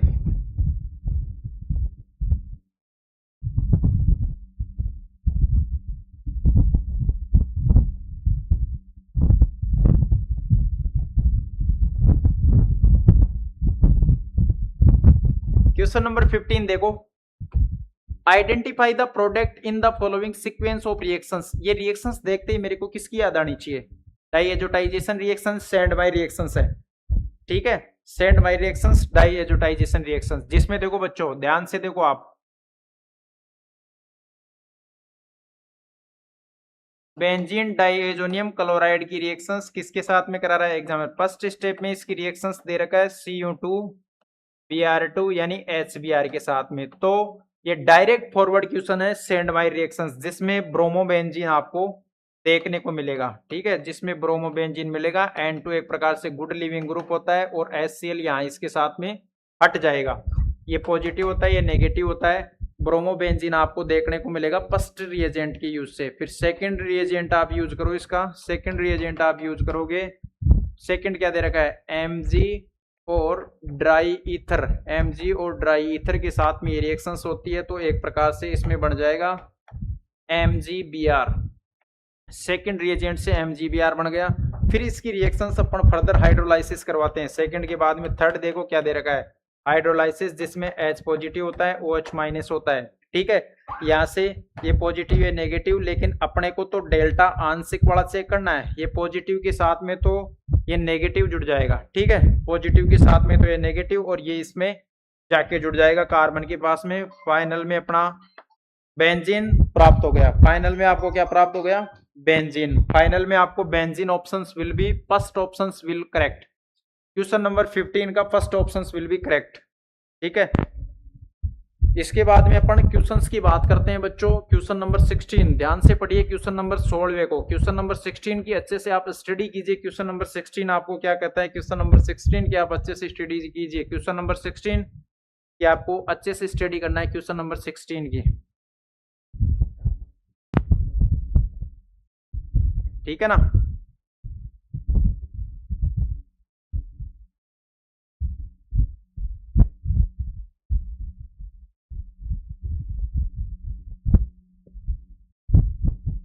क्वेश्चन नंबर 16 सब बच्चों को दिख रहा है क्या? क्वेश्चन नंबर 16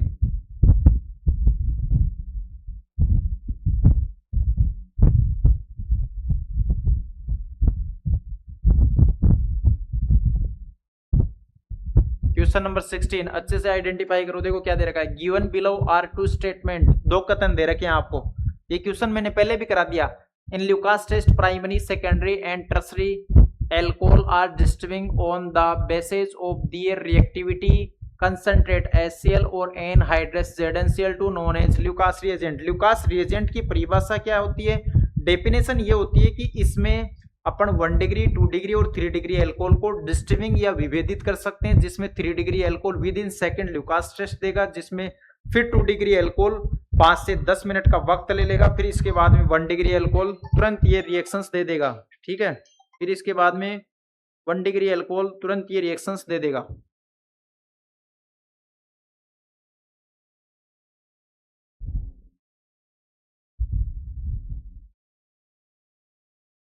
फिर इसके बाद में 1 डिग्री अल्कोहल ये रिएक्शंस इसके, यहां से ध्यान से सुनिए बच्चों।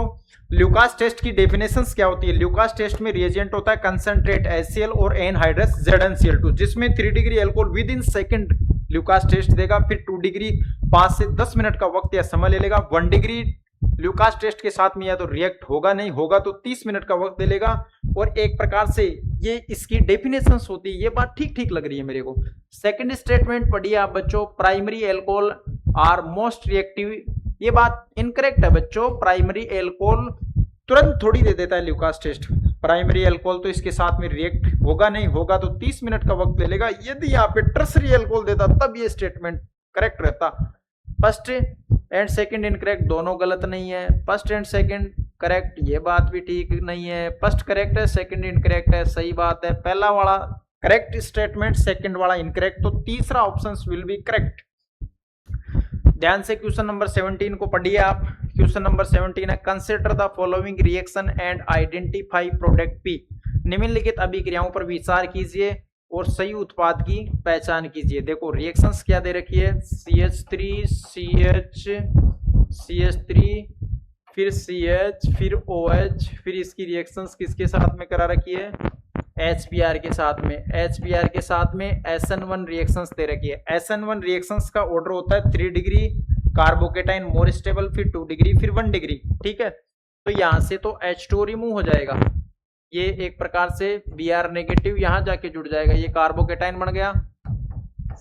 फर्स्ट स्टेप में कार्बोकेटाइन का फॉर्मेशन होता है SN1 रिएक्शंस में। फर्स्ट स्टेप में कार्बोकेटाइन बनता है, फिर सेकंड स्टेप में इस न्यूक्लियोफाइल या ये Br यहां जाके जुड़ जाएगा।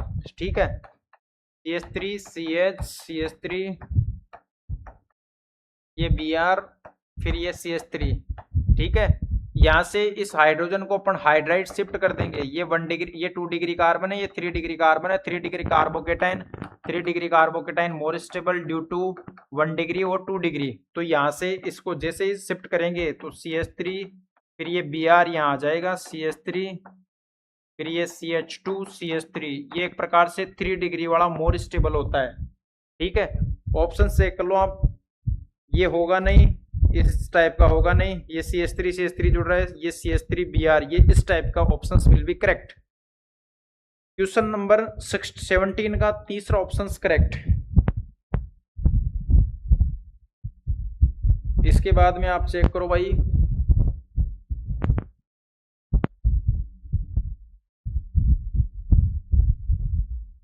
ध्यान से समझो आप। क्वेश्चन नंबर 18 ध्यान से समझो भाई। क्वेश्चन नंबर 18, क्वेश्चन नंबर 18 क्या बोलता है? The correct sequence of bond dissociation energy. इस पे 3 कंसेप्ट बनते हैं, तीनों ही कंसेप्ट से कई बार आपकी नीट एग्जाम में क्वेश्चन आ गया।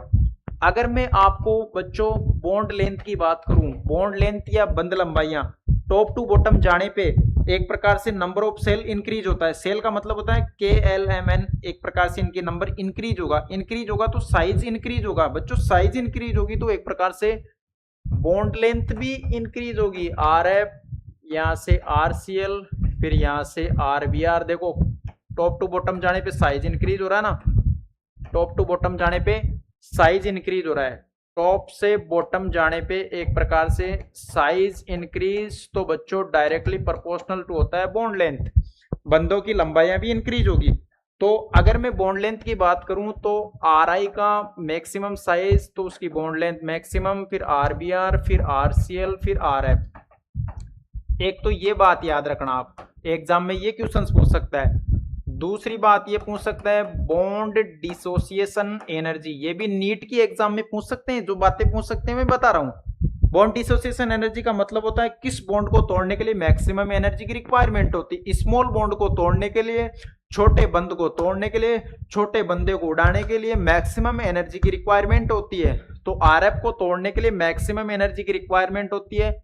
बॉन्ड डिसोसिएशन एनर्जी कार्बन और हेलोजन बॉन्ड की, जिसमें RF का मैक्सिमम होता है, फिर RCL होता है, फिर RBR होता है, फिर RI होता है। ये इसका ऑर्डर है। तीसरा एक पॉइंट और याद रखना भाई साहब, डाइपोल मोमेंट का क्वेश्चन। डाइपोल मोमेंट म्यू से रिप्रेजेंट किया जाता है। म्यू बराबर होता है, म्यू बराबर Q इंटू डी होता है, यानी चार्ज अपॉन डिस्टेंस होता है, जिसमें RCL का मैक्सिमम होता है, फिर RF का होता है, फिर RBR का होता है, फिर RI का होता है। टॉप टू बॉटम जाने पे एक प्रकार से डाइपोल मोमेंट डिक्रीज होता है। लेकिन क्लोरीन में एक प्रकार से इसमें रिपल्सन ज्यादा होता है, इसमें रिपल्सन थोड़ा कम होता है। तो RCL का मैक्सिमम डाइपोल मोमेंट होता है। डाइपोल मोमेंट क्या होता है? म्यू बराबर Q इंटू डी, यानी चार्ज अपॉन डिस्टेंस, दूरी पे निर्भर करता है। ठीक है, तो ये तीनों ऑर्डर आप याद रखना। तीनों ऑर्डर से आपकी एग्जाम में क्वेश्चंस बन सकते हैं बच्चों, तीनों ही ऑर्डरों से आपकी एग्जाम में क्वेश्चंस बन सकते हैं। बहुत बार एग्जाम में अलग अलग टाइप से क्वेश्चंस पूछ लिए गए। तो आपसे क्या पूछा है? बॉन्ड डिसोसिएशन एनर्जी का सबसे पहले CH3 को बोलते हैं एक प्रकार से R ही होता है। R का मतलब होता है एल्काइल ग्रुप, जिसमें कार्बन और हाइड्रोजन सिग्मा बॉन्ड से जुड़े होते हैं, उसको एल्काइल ग्रुप बोलते हैं। R का मतलब होता है जिसमें नंबर ऑफ कार्बन एटम को रखा जाता है।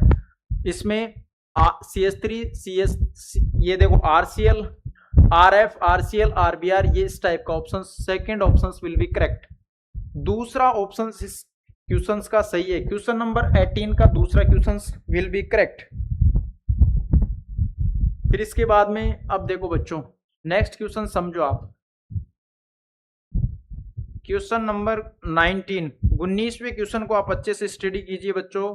क्वेश्चन नंबर 19, 19वां क्वेश्चन आपको अच्छे से ही पढ़ना है। क्वेश्चन नंबर 19 को आपको अच्छे से ही पढ़ना है बच्चों। क्वेश्चन नंबर 19 देखो कितनी बार क्वेश्चन आ गया, peroxide Kharasch effect, peroxide anti Markovnikov rule, कितनी बहुत ही बार एग्जामों में ये क्वेश्चन पूछ लिया गया। क्या है रे भाई इस क्वेश्चन में इतना? देखो question number 19, question number 19, the major product of the following chemical reactions. आपको कुछ केमिकल रिएक्शन का मतलब होता है रासायनिक अभिक्रिया दे रखी है। ठीक है, क्या क्या दे रखा है देखो, CH डबल बॉन्ड CH2 और CH3, इसकी रिएक्शंस अपने को HBr और किसके साथ में करा रखा है? HBr और C6H5CO2O22, इसको बोलते हैं एक प्रकार से बेंजोइल पेरोक्साइड,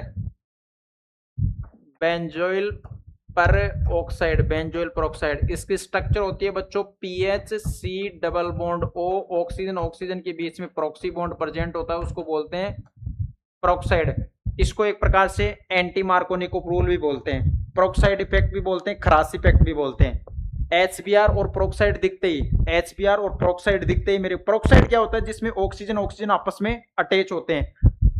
HBr और प्रोक्साइड दिखते ही मेरे को किसकी याद आनी चाहिए, ये एक प्रकार से एंटी मार्कोनिकोव रूल होता है, जिसमें Br या नेगेटिव पार्ट वहां पे अनसिमेट्रिकल एल्कीन में वहां जाके जुड़ता है जहां पे नंबर ऑफ हाइड्रोजन मैक्सिमम होते हैं। ठीक है, ये अनसिमेट्रिकल एल्कीन हो गई, इसमें हाइड्रोजन के नंबर 1 है, इसमें 2 है, तो नेगेटिव पार्ट एक प्रकार से वहां जाके जुड़ेगा बच्चों जहां पे नंबर ऑफ हाइड्रोजन मैक्सिमम होते हैं। तो CH2 ये यहां जुड़ गया, CH2 और Br और ये CH3 ऐसा ऑप्शंस विल बी करेक्ट। ये नीट एग्जाम से रिलेटेड क्वेश्चंस पूछे जाते हैं जिसमें fourth options will be correct. इसके बाद में अपन डिस्कस करते हैं बच्चों क्वेश्चन नंबर 20 की, क्वेश्चन नंबर 20 या 21वें क्वेश्चन की अपन स्टडी करते हैं। 21वें क्वेश्चन की अपन स्टडी करते हैं भाई।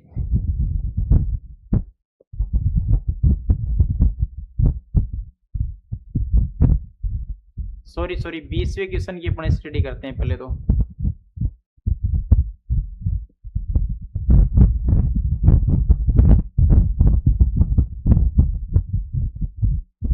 बीसवें क्वेश्चन की अपन स्टडी करते हैं, क्वेश्चन नंबर 20। 20वां क्वेश्चन क्या है देखो, 20वां क्वेश्चन क्या है देखो, the major product formed in the dehydrohalogenation reactions two bromo pentane is pen two this इस टाइप की रिएक्शंस दे रखी है, यानी CH3 CH Br और CH2 CH3, इसको बोलते हैं 2 ब्रोमो 5 कार्बन के लिए पेंटेन, 2 पोजीशन पे सब्स्टिट्यूएंट ब्रोमो। इसके बाद में इसकी रिएक्शंस अपन एल्कोहलिक केवच या बेसिक मीडियम में इसकी रिएक्शंस करवाते हैं, तो अपने पास में ये इसको बोलते हैं अल्फा कार्बन, इसको बोलते हैं बीटा 1 कार्बन, इसको बोलते हैं बीटा 2 कार्बन। तो यहाँ से जैसे अपन B1 से इस हाइड्रोजन को रिमूव कर दें तो एक प्रकार से मोर स्टेबल एल्कीन का फॉर्मेशन होता है, जिसको बोलते हैं सेजेप्रोल। मोर स्टेबल एल्कीन का फॉर्मेशन हो गया, इसमें मोर स्टेबल एल्कीन का फॉर्मेशन हो गया। मोर स्टेबल एल्कीन का मतलब क्या होता है, जिसमें डबल बॉन्ड के रेस्पेक्ट में एल्काइल ग्रुप के नंबर मैक्सिमम होते हैं, उसको एक प्रकार से बोलते हैं सेजेप्रोल अकॉर्डिंग टू सेजेप। और यहां से अगर हटाते तो ये सब इस टाइप का बन जाएगा CH2 CH CH2 CH2 CH3, इसको बोलते हैं बच्चों, इस टाइप की एल्कीन को बोलते हैं होपमैन प्रोडक्ट। ये एक प्रकार से लेस स्टेबल एल्कीन होती है, इसमें एल्काइल ग्रुप के नंबर 1 ही है, इसमें एल्काइल ग्रुप के नंबर 2 है। तो आपको क्या पूछा है, मुख्य या मेजर प्रोडक्ट पूछा है, मुख्य उत्पाद पूछा है, product formed is the best. ठीक है, मेजर प्रोडक्ट बताना है, तो ये तो मेजर बनेगा सेजेप वाला और ये माइनर बनेगा हॉफमान वाला। हक्कल रूल एक प्रकार से मार्कोनिको रूल एंड हक्कल रूल एक प्रकार से aromatic, anti aromatic, non aromatic compound की आइडेंटिफिकेशंस के लिए यूज किया जाता है। हुंड्स रूल एक प्रकार से इलेक्ट्रॉन की फिलिंग पे बेस है, इलेक्ट्रॉन किस टाइप से आपको फिल करना है, एटॉमिक स्ट्रक्चर में आता है, तो इसका fourth option will be correct. इसके बाद में अपन स्टडी करते हैं question number 21। Question number 21, question number 21 ध्यान से देखिए, SN1 और SN2 रिएक्शन से रिलेटेड क्वेश्चन है, जिसमें SN1 की reactivity order. Question number 21 SN1 और SN2 रिएक्शंस की रिएक्टिविटी पे बेस है। SN1 रिएक्शंस में 3 डिग्री कार्बोकेटाइन मोर स्टेबल होता है, फिर 2 डिग्री, फिर 1 डिग्री, और SN2 रिएक्शंस में होता है 1 डिग्री कार्बोकेटाइन, फिर 2 डिग्री, फिर 3 डिग्री। क्वेश्चंस क्या है देखो, question number 21, the incorrect statement regarding chirality. Chirality के अकॉर्डिंग आपको गलत कथन या गलत बात बतानी है। The product obtained by SN2 reactions, SN2 reactions में आपको इस टाइप की होता है इनाइंसोमर। मैं इस क्वेश्चंस को वैसे ही बता देता हूं बच्चों आपको। इनाइंसोमर्स होते हैं ना, इनाइंसोमर, वो एक दूसरे की इमेज तो होते हैं लेकिन एक दूसरे पे सुपर इम्पोज नहीं होते, एक दूसरे का बनाते तो हैं लेकिन एक दूसरे पे सुपर इम्पोज नहीं होते। SN1 रिएक्शंस एक प्रकार से SN1 रिएक्शंस का फॉर्मेशंस करते हैं, उसमें एक प्रकार से पोलर प्रोटिक सॉल्वेंट यूज किए जाते हैं। फर्स्ट बात तो याद रखना, SN1 रिएक्शंस में पोलर प्रोटिक सॉल्वेंट यूज किए जाते हैं। दूसरी बात ये याद रखना कि SN1 रिएक्शंस का डिपेंड किस पे करता है, कार्बोकेटाइन की स्टेबिलिटी पे करता है, जिसमें 3 डिग्री कार्बोकेटाइन मोर स्टेबल होता है, फिर 2 डिग्री, फिर 1 डिग्री। अगर लोन पेयर के बगल में पॉजिटिव चार्ज आ जाता है तो वो एक प्रकार से मोर स्टेबल होता है, ठीक है।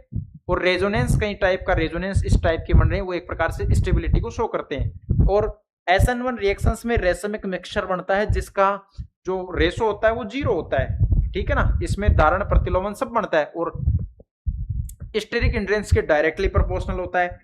SN2 रिएक्शंस की बात सुनते हो तो इसमें पोलर एप्रोटिक सॉल्वेंट यूज किए जाते हैं, पोलर एप्रोटिक सॉल्वेंट यूज किए जाते हैं, जो एक प्रकार से इसमें 1 डिग्री, 2 डिग्री और 3 डिग्री ऑर्डर होता है। और इसमें बीच में एक प्रकार से ट्रांजिशन स्टेट बनती है जो एक प्रकार से लेस स्टेबल होती है। इसमें न्यूक्लियोफाइल पीछे से बैक साइड से अटैक करता है, ट्रांजिशन स्टेट बनती है, फिर इसमें प्रोडक्ट बनता है। एक स्टेप में रिएक्शंस कंप्लीट हो जाती है। SN2 रिएक्शंस एक प्रकार से बच्चों SN2 रिएक्शंस एक प्रकार से 2 स्टेप में कंप्लीट होता है। फर्स्ट में कार्बोकेटाइन बनता है, फिर फाइनल प्रोडक्ट बनता है। ऐसा सीन SN1 और SN2 के बारे में पढ़ते हैं। तो इसमें ये फोर्थ ऑप्शन, ये थर्ड आंसर आ जाएगा।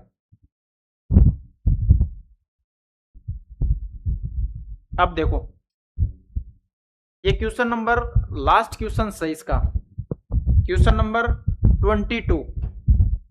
Among the following the reactions that proceed by electrophilic substitution reactions।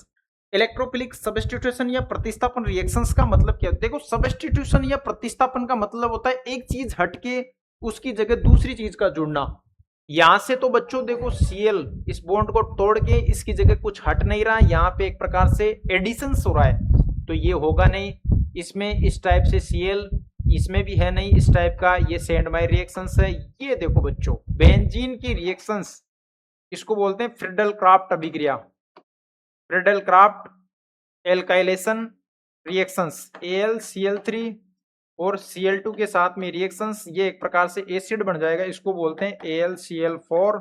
और इसमें क्लोरीन एक प्रकार से इलेक्ट्रोफाइल होता है, जिसमें यहाँ से हाइड्रोजन हट जाएगा और यहाँ Cl जुड़ जाएगा, तो इसमें फाइनल प्रोडक्ट बन जाएगा बच्चों Cl, क्लोरोबेंजीन। इसको बोलते हैं इलेक्ट्रोफिलिक सब्स्टिट्यूशन रिएक्शंस। इसमें कोई इलेक्ट्रोफाइल एक मॉलिक्यूल को रिमूव करके, अपने से लेसर मॉलिक्यूल को रिमूव करके उसकी जगह जुड़ जाता है, तो उसको एक प्रकार से इलेक्ट्रोफिलिक सब्स्टिट्यूशन कहते हैं। यहाँ कोई न्यूक्लियोफाइल या नेगेटिव चार्ज आता, वो एक प्रकार से न्यूक्लियोफिलिक सब्स्टिट्यूशन। एडिशंस का मतलब होता है जैसे इस बेंजीन पे Cl2 एक प्रकार से चारों तरफ Cl जुड़ रहे हैं, उसको बोलते हैं एडिशन रिएक्शन, इलेक्ट्रोफिलिक। और Cl क्या होता है? इलेक्ट्रोफाइल होता है, इलेक्ट्रोफाइल एडिशन रिएक्शंस। इस टाइप की रिएक्शंस, इसका ऑप्शंस आ जाएगा, fourth options will be correct.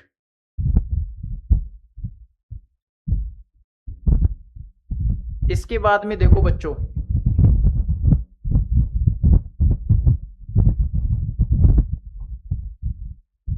Upon organic chemistry की स्टडी कर रहे हैं। ऑर्गेनिक केमिस्ट्री की स्टडी कर रहे हैं, तो ऑर्गेनिक केमिस्ट्री, अपन ऑर्गेनिक केमिस्ट्री की स्टडी कर रहे हैं, तो ऑर्गेनिक केमिस्ट्री क्या होता है? ऑर्गेनिक केमिस्ट्री की मैं डेफिनेशंस की बात करूं तो क्या होता है ऑर्गेनिक केमिस्ट्री? कार्बनिक रसायन क्या होता है? ऑर्गेनिक केमिस्ट्री की डेफिनेशंस होती है the branches of chemistry, the branches of chemistry study on carbon and hydrogen molecule and derivatives are organic chemistry known as organic chemistry. यानी ऑर्गेनिक केमिस्ट्री कार्बनिक रसायन में अपन कार्बन और हाइड्रोजन से रिलेटेड कंपाउंड या यौगिक या उनसे उसके टाइप दिखने वाले, उनके जैसे दिखने वाले यौगिकों का अध्ययन करते हैं, उसको कार्बनिक रसायन कहते हैं। कार्बनिक रसायन से आपकी नीट एग्जाम में कम से कम 16 से 17, 16 से 17 क्वेश्चंस पूछे जाते हैं। वेरी सिंपल क्वेश्चंस होते हैं। अगर आपने अच्छे से इन चीजों के नोट्स बना रखे हैं, तो नोट्स बनाओगे तो चीजें क्या, बार बार आपको वही चीजें याद करनी है जो एग्जाम में पूछी जाती है। आज मैं आपको टॉपिक पढ़ाया बच्चों hello alkane and halo arenes. इसमें पढ़ने वाले क्या क्या पॉइंट है, हेलो एल्केन और हेलो एरिन्स में ध्यान से समझो। हेलो एल्केन और हेलो एरिन्स क्लास 12th का आपका एक टॉपिक है। इससे नीट की एग्जाम में 3 क्वेश्चन पूछे जाते हैं और तीनों क्वेश्चन अपने वीडियो से होंगे। डायरेक्ट क्वेश्चंस मिलेंगे, नीट एग्जाम में 3 क्वेश्चंस पूछे जाते हैं, तीनों क्वेश्चंस अपने वीडियो से होंगे। और बोर्ड की एग्जाम में 6 नंबर के क्वेश्चंस पूछे जाते हैं, वो भी अपने वीडियो से होंगे। बोर्ड एग्जाम में 6 नंबर के क्वेश्चंस पूछे जाते हैं, वो भी अपने नोट्सों से वीडियो से हो जाएंगे। इस वीडियो से सारा हेलो एल्केन और हेलो एरिन्स चैप्टर में जितने क्वेश्चंस बन सकते हैं, जितने कंसेप्ट बन सकते हैं, जितनी कहानियां बन सकती है, किसी भी टाइप की एग्जामिनर की सोच जा सकती है, जिस क्वेश्चन तक एग्जामिनर की सोच जा सकती है, उस लेवल की क्वेश्चंस मैंने बना दिए। डायरेक्ट आप इन क्वेश्चनों को आपकी रीनीट एग्जाम 2026 21 जून को लगेगी, उसमें डायरेक्ट मैच करना है इन क्वेश्चनों को। तो आपको हेलो एल्केन में और हेलो एरिन्स में क्या पढ़ना है? सबसे पहले तो बच्चों इसमें आपको पढ़ना है एलाइलिक हैलाइड क्या होता है। एलाइलिक हैलाइड क्या होता है? जिसमें कार्बन कार्बन डबल बॉन्ड आपस में जुड़ा होता है, फिर उससे कोई sp3 कार्बन जुड़ा होता है, फिर उससे कोई हेलोजन ग्रुप का जुड़ना, वो एक प्रकार से क्या कहलाता है? एलाइलिक हैलाइड कहलाता है। इसके बाद में होता है बेंजाइलिक हैलाइड। बेंजीन रिंग से कोई sp3 कार्बन जुड़ा होता है, फिर उससे कोई हेलोजन ग्रुप का जुड़ना, वो एक प्रकार से क्या कहलाता है? उसको बेंजाइलिक हैलाइड कहते हैं। इसके बाद में इस चैप्टर में आता है एलाइलिक हैलाइड, वो विनाइलिक हैलाइड। विनाइलिक हैलाइड में क्या होता है? कार्बन कार्बन डबल बॉन्ड आपस में जुड़े होते हैं, फिर उससे कोई sp3 carbon carbon double bond, फिर उससे कोई हेलोजन sp2 से कोई हेलोजन ग्रुप का जुड़ना, वो विनाइल कहलाता है। बेंजीन रिंग के ऊपर डायरेक्ट सीधे हेलोजन ग्रुप का जुड़ना, वो एक प्रकार से एराइल हैलाइड कहलाता है। कुछ होते हैं जेम डाइहेलाइड, एक ही कार्बन पे 2 सेम टाइप के हेलोजन ग्रुप का जुड़ना, उसको बोलते हैं जेम डाइहेलाइड। एक होता है बच्चों जेम के बाद में होता है विस, यानी एडजेसेंट या निकटवर्ती पोजीशंस पे, पड़ोसी पोजीशन पे सेम, अच्छे से लाइन को अच्छे से पढ़ना है, सेम हेलोजन ग्रुप का जुड़ना, उसको बोलते हैं जेम विस डाइहेलाइड। इसके बाद में होता है अगर टर्मिनल एंड पे बीच में CH2 जोड़ के टर्मिनल एंड पे हेलोजन सेम ग्रुप जुड़ रहे हैं, तो उसको बोलते हैं अल्फा ओमेगा डाइहेलाइड। इसके बाद में जैसे जैसे इस चैप्टर में स्टडी करते हो तो आते हैं फिजिकल प्रॉपर्टीज। फिजिकल प्रॉपर्टीज में जैसे कुछ CH3 Cl2 CH3 Br CH3 Cl, ये एक प्रकार से गैसीय फॉर्म होते हैं। इससे उच्च सदस्य एक प्रकार से लिक्विड, फिर आगे सॉलिड होते हैं। Boiling point very very important होता है। बॉइलिंग पॉइंट डायरेक्टली प्रोपोर्शनल तो होता है molecular weight. Molecular weight are same, तो अपन देखते हैं ब्रांचिंग। ब्रांचिंग इंक्रीज होगा तो वांडरवाल फोर्स ऑफ अट्रैक्शन एक प्रकार से कम लगेगा तो उसका बॉइलिंग पॉइंट एक प्रकार से मिनिमम होगा। इसके बाद में अपन देखते हैं बच्चों melting point. Melting point directly proportional होता है सिमेट्री के। सिमेट्री जिस मॉलिक्यूल या कंपाउंड में मैक्सिमम होती है उसका melting point maximum. N pentane का मेल्टिंग पॉइंट एन डेकेन से भी अधिक होता है, क्योंकि एन पेंटेन में एक प्रकार से सिमेट्री प्रेजेंट होती है। पैरा पोजीशंस पे कोई ग्रुप जुड़ जाता है उसमें सिमेट्री की वजह से उसका मेल्टिंग पॉइंट मैक्सिमम होता है। और फिर इसके बाद में ऑर्थो पे, फिर लास्ट में मेटा पोजीशंस पे।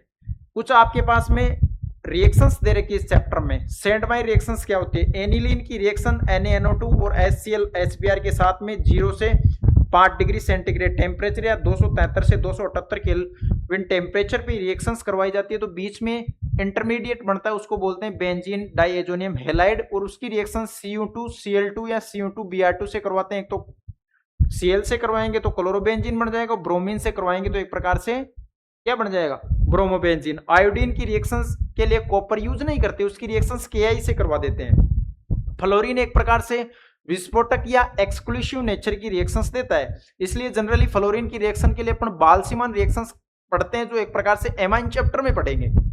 इसके बाद में बच्चों आपकी इस चैप्टर में आएगी हेलोजन एक्सचेंज रिएक्शंस, हेलोजन विनिमय रिएक्शंस। हेलोजन विनिमय विक्रिया आपके सिलेबस में ऑर्गेनिक केमिस्ट्री में 2 एक्सचेंज रिएक्शंस दे रखी है। फर्स्ट दे रखा है फिंकलस्टीन अभिक्रिया, जिसमें एल्काइल हैलाइड की रिएक्शन सोडियम आयोडाइड के साथ में करवाते हैं। सोडियम आयोडाइड के साथ में एसीटोन की प्रेजेंस में करवाते हैं, तो एक प्रकार से आयोडीन का फॉर्मेशन होता है, एल्काइल आयोडाइड बनता है। ठीक है, फिंकलस्टीन अभिक्रिया बोलते हैं। इसकी दूसरी फ्रेंड होती है स्वार्ट्ज अभिक्रिया। ठीक है, इसमें एल्काइल हैलाइड की रिएक्शन AgF, एल्काइल हैलाइड की रिएक्शन किस किस के साथ में करवाएंगे? या तो AgF के साथ में करवाएंगे, या SbF3 के साथ में कराएंगे, या COF2 के साथ में कराएंगे, या Hg2F2 के साथ में करवाते हैं, तो एक प्रकार से फ्लोराइड का फॉर्मेशन होता है, यानी फ्लोरीन बनाने का ये मेथड होता है। इसको बोलते हैं स्वार्ट्ज अभिक्रिया, स्वार्ट्ज रिएक्शंस बोलते हैं। फिर जैसे जैसे इस चैप्टर में पढ़ते जाते हो बॉन्ड लेंथ का ऑर्डर आपको पता है। बॉन्ड लेंथ एक प्रकार से टॉप टू बॉटम जाने पे एक प्रकार से पीरियड या ग्रुप में टॉप टू बॉटम जाने पे नंबर ऑफ सेल के एलिमेंट इंक्रीज होते हैं, तो साइज इंक्रीज, तो एक प्रकार से बॉन्ड लेंथ इंक्रीज। तो RI की बॉन्ड लेंथ मैक्सिमम, फिर RBr, फिर RCl, फिर RF। आपको बॉन्ड डिसोसिएशंस का ऑर्डर पूछे तो किस बॉन्ड को तोड़ना डिफिकल्ट होता है, तो एक प्रकार से छोटे बॉन्ड या स्मॉल बॉन्ड का ब्रेक डाउन करना मैक्सिमम एनर्जी की रिक्वायरमेंट होती है, तो आरएफ, आरसीएल, आरबीआर, आरआई, ये एक प्रकार से बॉन्ड डिसोसिएशन का ऑर्डर हो गया। इसके बाद में आता है डाइपोल मोमेंट का ऑर्डर, जिसमें क्लोरीन का मैक्सिमम होता है आरसीएल, आरएफ, आरबीआर, आरआई, ये ऑर्डर पता होने चाहिए। जैसे जैसे चैप्टर स्टडी करते हैं तो फिर आता है SN1 और SN2 रिएक्शंस, जिसमें SN1 में 3 डिग्री कार्बोकेटाइन मोर स्टेबल, फिर 2 डिग्री, फिर 1 डिग्री। इसमें पोलर प्रोटेक्ट सॉल्वेंट यूज किए जाते हैं। फर्स्ट स्टेप में कार्बोकेटाइन बनता है, सेकंड में फिर प्रोडक्ट बनता है। और SN2 टाइप की रिएक्शन, और इसमें हेलाइड का ऑर्डर होता है, SN1 हो चाहे SN2।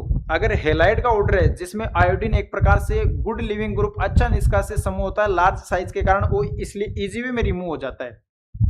तो आरआई, आरबीआर, आरसीएल, आरएफ, ये SN1 और SN2 का ऑर्डर हो गया। SN2 में एक प्रकार से रिएक्टिविटी का ऑर्डर होता है 1 डिग्री, 2 डिग्री और 3 डिग्री। इसमें DMSO पोलर एप्रोटिक सॉल्वेंट का यूज किया जाता है, बड़े बड़े ग्रुप का यूज किया जाता है, जिसमें फर्स्ट न्यूक्लियोफाइल बैक साइड से अटैक करता है, जिसमें फर्स्ट स्टेप में ट्रांजिशन स्टेट बनती है जो एक प्रकार से लेस स्टेबल होती है। फिर इसकी रिएक्शंस करवाते हैं तो एक प्रकार से स्टेबल फेज आ जाती है, इसलिए ये 1 स्टेप में ये SN2 रिएक्शंस कंप्लीट होती है। और कुछ बातें होती हैं, कुछ बातें मैं आपको बता देता हूं, कुछ क्या बातें होती है। SN1 और SN2 रिएक्शन कौन सा फास्ट देगा? अगर आपको कहीं पे ऐसा इस टाइप का दिखाई दे देता है, इस टाइप का डबल बॉन्ड से कोई हेलोजन ग्रुप जुड़ा होता है, तो वो ना तो SN1 रिएक्शन शो करेगा ना SN2 रिएक्शन शो करेगा। यहां से इस Br को अपन हटा ही नहीं सकते, तो ये ना तो SN1 शो करेगा ना SN2 रिएक्शन शो करेगा। यानी विनाइलिक हेलाइड एक प्रकार से ना तो SN1 शो करेगा ना SN2 शो करेगा। ये डबल बॉन्ड से इस डायरेक्ट हेलोजन ग्रुप को हटा नहीं सकते, इसलिए ये ना तो SN1 रिएक्शन शो करेगा ना SN2 रिएक्शन शो करेगा, दोनों ही रिएक्शन शो नहीं करेगा। ठीक है। एक वेरी फेमस रिएक्शंस होती है, आपके सिलेबस में दे रखी है डार्जन reactions, very very important डार्जन reactions, कई बार आपके एग्जाम में आ गई। डार्जन रिएक्शंस क्या होता है?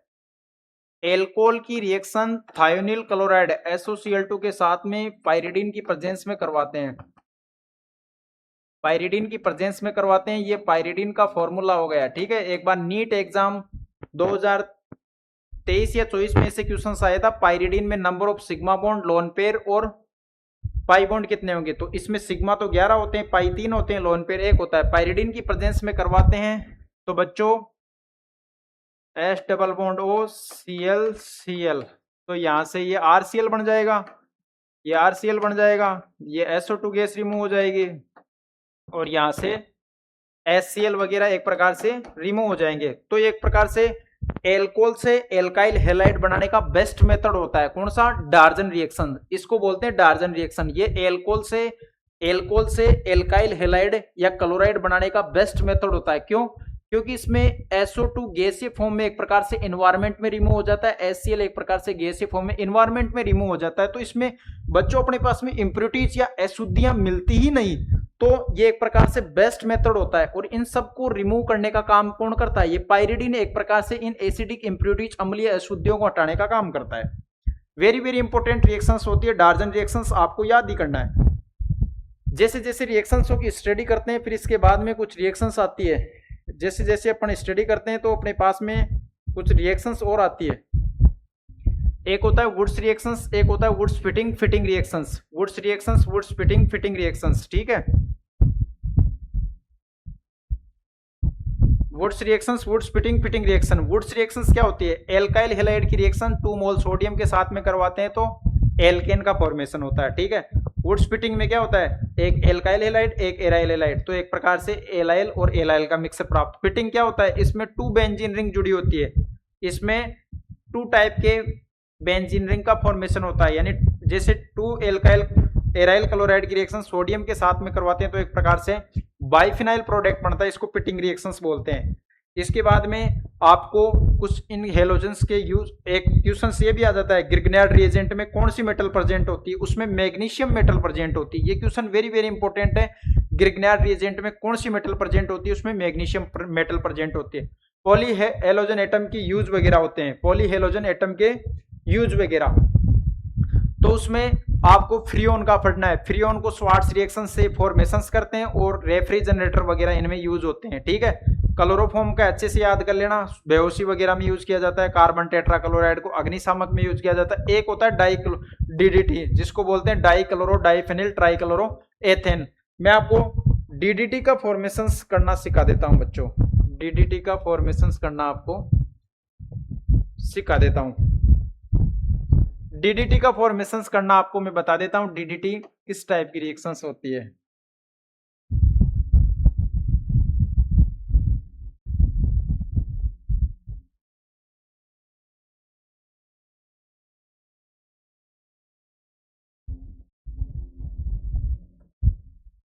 डीडीटी टाइप की आपको रिएक्शंस बता देता हूं मैं। डीडीटी किस टाइप की रिएक्शंस होती है, इसको बोलते हैं डाइक्लोरो डाइफिनाइल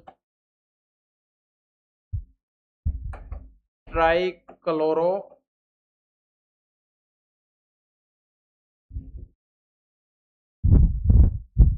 ट्राइक्लोरो इथेन। ये देखो, दो क्लोरोबेंजीन है, वन क्लोरोबेंजीन और ये दूसरा क्लोरोबेंजीन। टू क्लोरोबेंजीन की रिएक्शंस किसके साथ में करवाते हैं, एथेनॉल के साथ में। तो एक प्रकार से किसकी प्रेजेंस में करवाते हैं, कंसंट्रेट H2SO4 के साथ में। कंसंट्रेट H2SO4 का काम होता है वाटर मॉलिक्यूल को रिमूव करना है। तो ये इस टाइप का होता है, इसको बोलते हैं क्लोरल। CCl3 इसको बोलते हैं क्लोरल। यहाँ से हाइड्रोजन, यहाँ से हाइड्रोजन, यहाँ से ऑक्सीजन। तो एक प्रकार से वाटर मॉलिक्यूल रिमूव हो गया, तो फाइनल में प्रोडक्ट बच गया मेरे पास में Cl प्लस, ये इसको बोलते हैं क्लोरोबेंजीन CH इसको बोलते हैं डाइक्लोरो। डाइक्लोरो का मतलब दो benzene ring, dichloro diphenyl trichloro ethane, इसको बोलते हैं डीडीटी। इसको क्या बोलते हैं, डीडीटी। डीडीटी में कभी कभी आपको एग्जाम में से भी क्वेश्चंस पूछ लेता है, डीडीटी में नंबर ऑफ क्लोरीन एटम क्या होता है। नंबर ऑफ क्लोरीन एटम कितने होते हैं, 5 होते हैं। डीडीटी की डिग्री ऑफ अनसेचुरेशन 4 होता है। Number of double bond plus ring. DDT pesticide और कीटनाशक होता है। अच्छे से इस डीडीटी की इंफॉर्मेशन आपको याद करना है।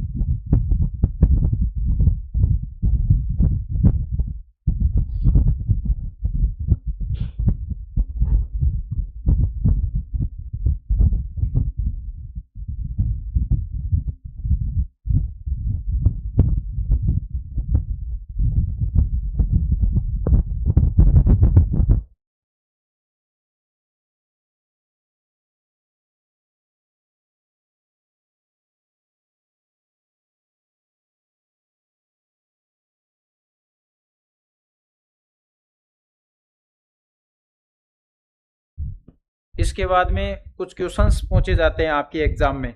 जैसे मैं कुछ रिएक्शंस लिखता हूँ, ऑर्गेनिक केमिस्ट्री में कुछ रिएक्शंस लिख के देता हूँ। जैसे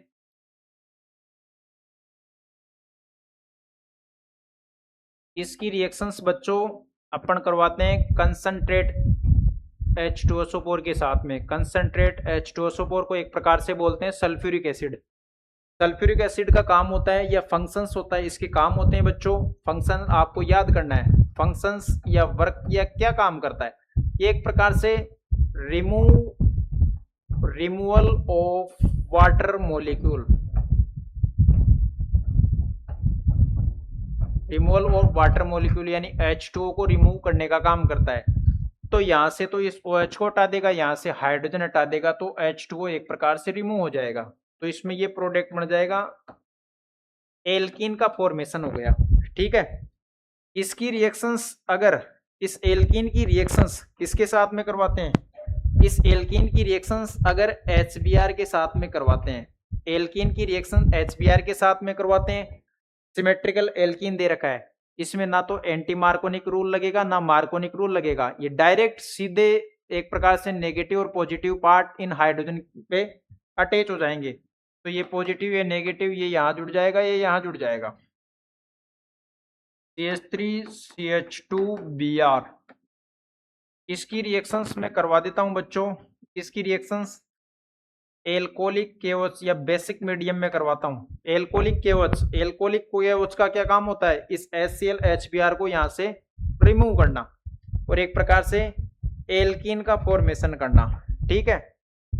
और इसकी रिएक्शंस में यदि इफ किसके साथ में करवाता हूं, एक्वस केओच या जलीय केओच के साथ में करवाता हूं, तो यहां से ये Br इस के साथ में रिमूव हो जाएगा, तो बन जाएगा CH3CH2OH और ये OH ग्रुप यहाँ जाके अटैच हो जाएगा, तो इसका नाम हो गया एथेनॉल, ठीक है, एथेनॉल।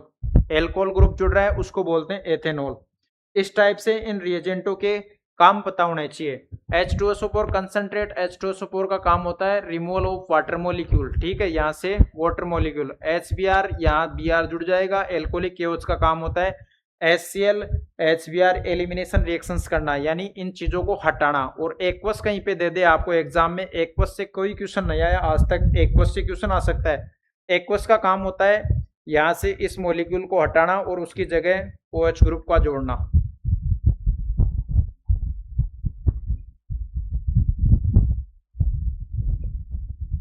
अब देखो, कई बार आपकी एग्जाम में, नीट एग्जाम में क्वेश्चन इससे रिलेटेड भी पूछा जाता है।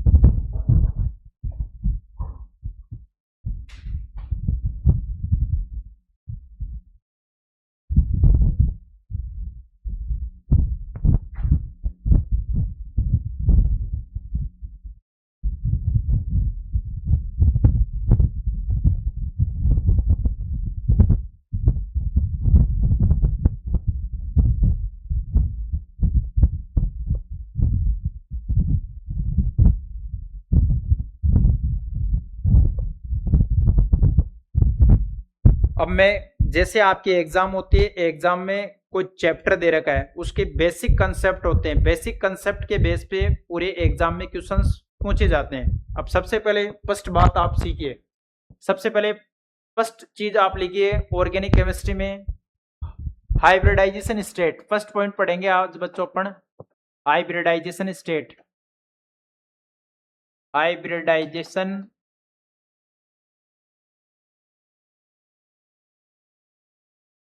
हाइब्रिडाइजेशन स्टेट, इसको Z से रिप्रेजेंट किया जाता है। हाइब्रिडाइजेशन स्टेट को एक प्रकार से Z से रिप्रेजेंट किया जाता है, ठीक है।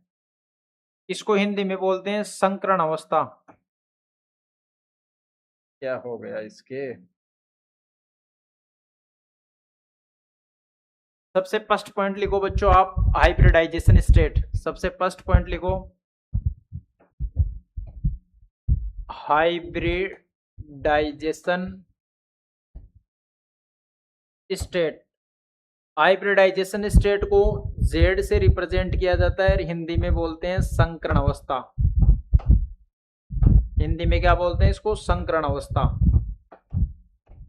अक्सर हाइब्रिडाइजेशन स्टेट के क्वेश्चन नीट और बोर्ड जेई इनमें पूछे जाते हैं। हाइब्रिडाइजेशन से रिलेटेड क्वेश्चन आपकी नीट हो, बोर्ड हो, जेई हो, किसी भी साइंस से रिलेटेड जितनी भी भर्तियां होती है इसमें हाइब्रिडाइजेशन से रिलेटेड एक क्वेश्चन पक्का मिलेगा आपको।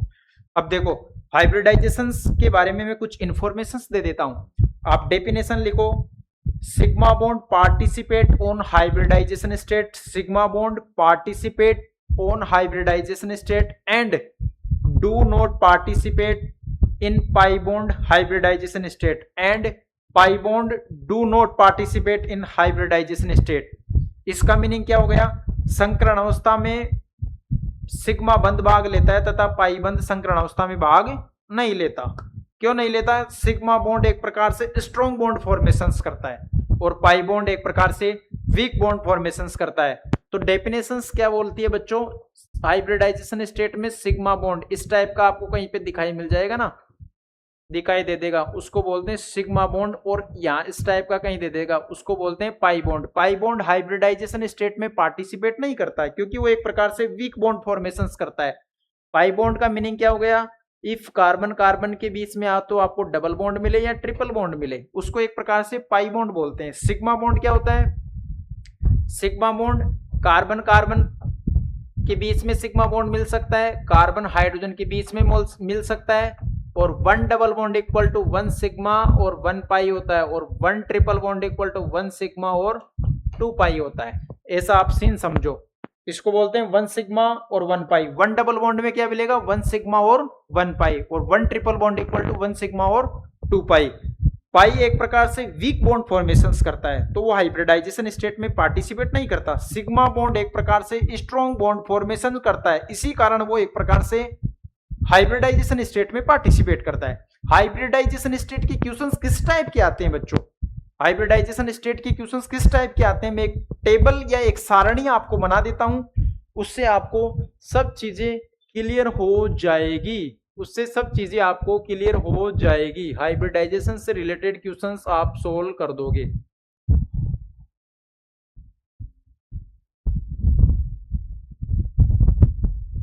अब देखो, ये टेबल सब बच्चों को बनाना है, ठीक है। इस टेबल को सब बच्चे लिखना आप।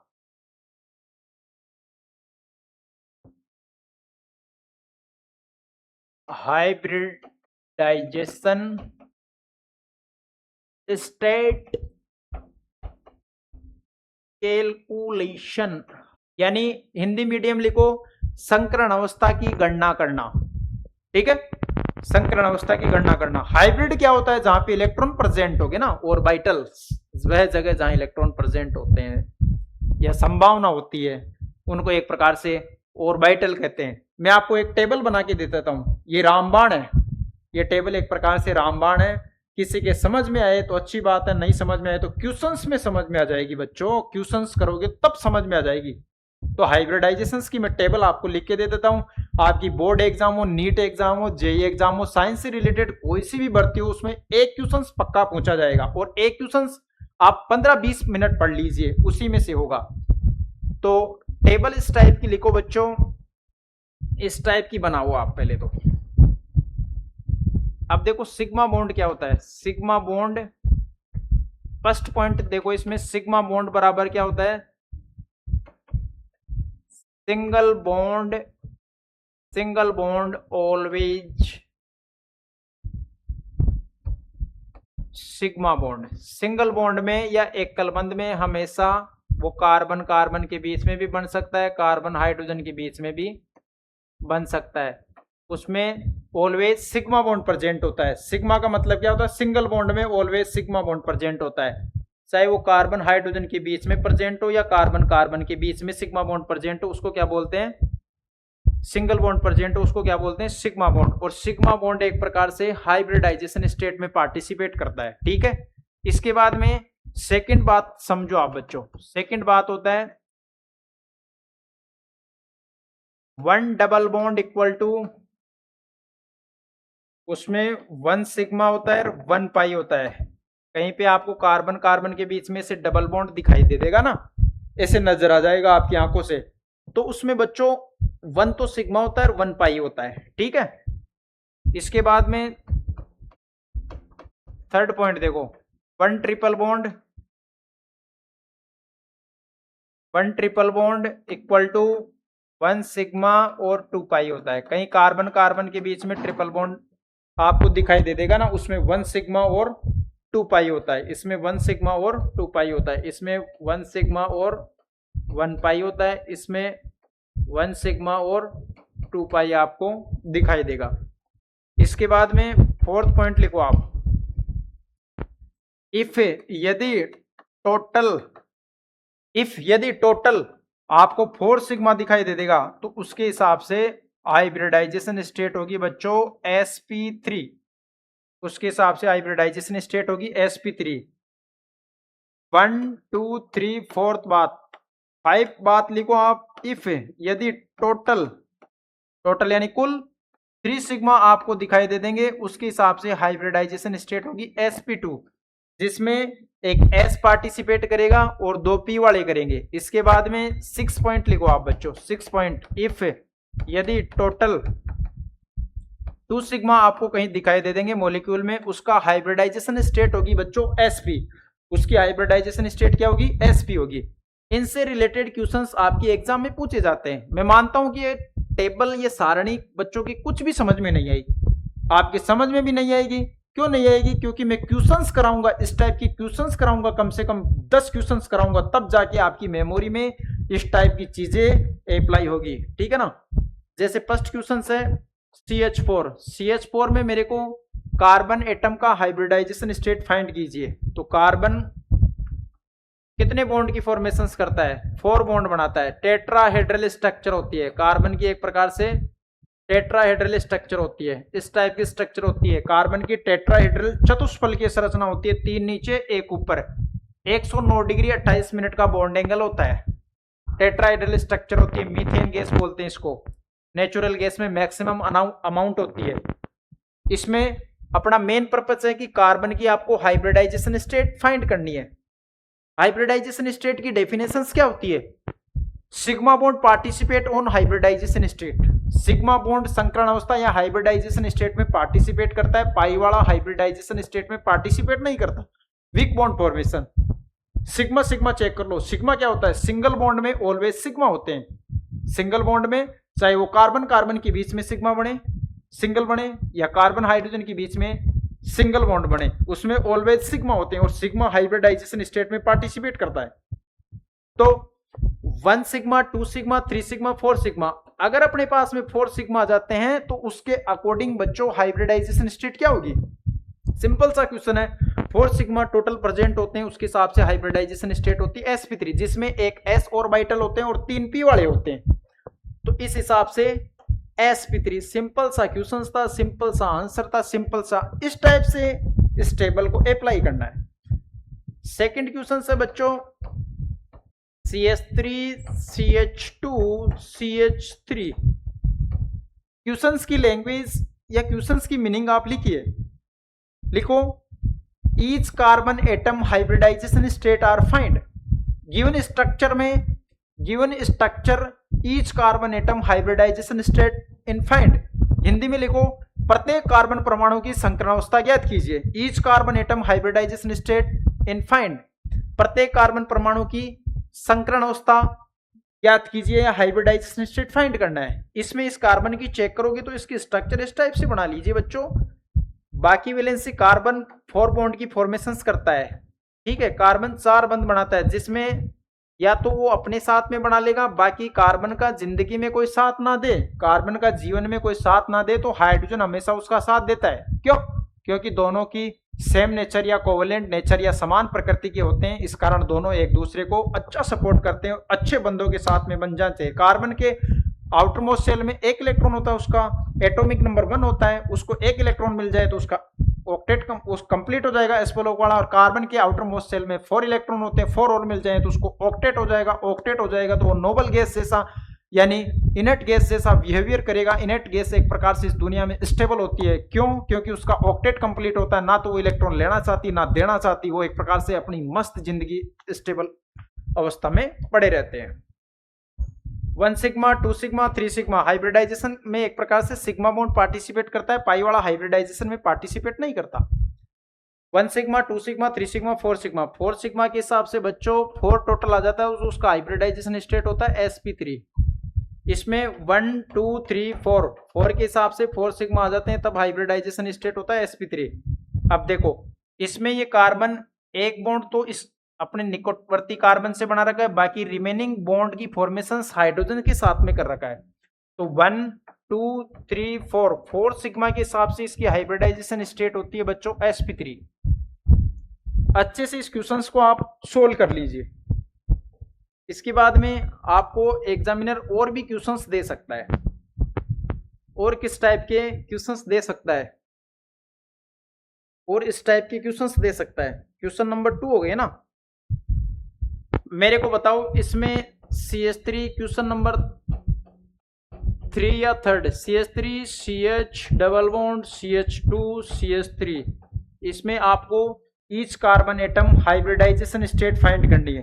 ईच कार्बन का मतलब प्रत्येक कार्बन परमाणु की संकरणावस्था हाइब्रिडाइजेशन स्टेट फाइंड करनी है। Each carbon atom hybridisation state, इसमें इसका चेक करोगे तो 3 सिंगल बॉन्ड तो इसने कार्बन के हाइड्रोजन के साथ में बना लिया, 1 यहाँ बना लिया। इसका CH3 का तो sp3 सबको याद हो गया होगा।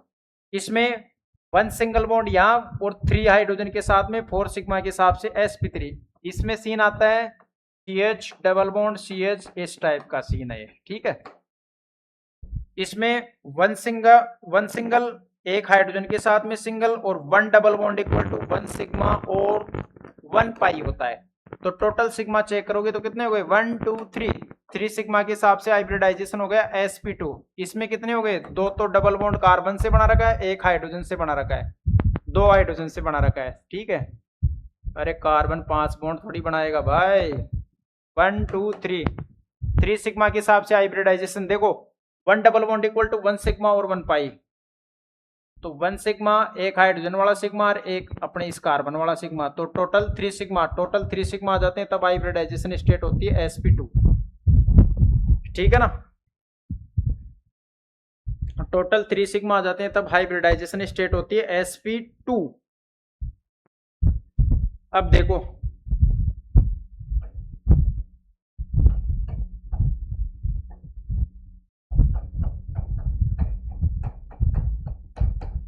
इस टाइप का क्वेश्चन नंबर 4।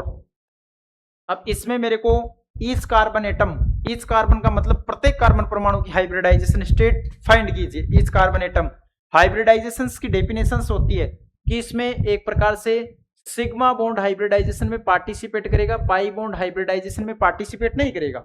तो सिग्मा क्या होते हैं, सिंगल बॉन्ड में ऑलवेज सिग्मा होते हैं। तो इस स्ट्रक्चर को ओपन करो, कार्बन 3 बॉन्ड की फॉर्मेशंस तो हाइड्रोजन के साथ में कर रखा है, और इधर डबल बॉन्ड, फिर यहाँ हाइड्रोजन, फिर यहाँ ट्रिपल बॉन्ड, फिर यहाँ हाइड्रोजन। इसमें 1 sigma 2 sigma 3 sigma 4 sigma, 4 sigma के हिसाब से हाइब्रिडाइजेशन स्टेट होती है sp3।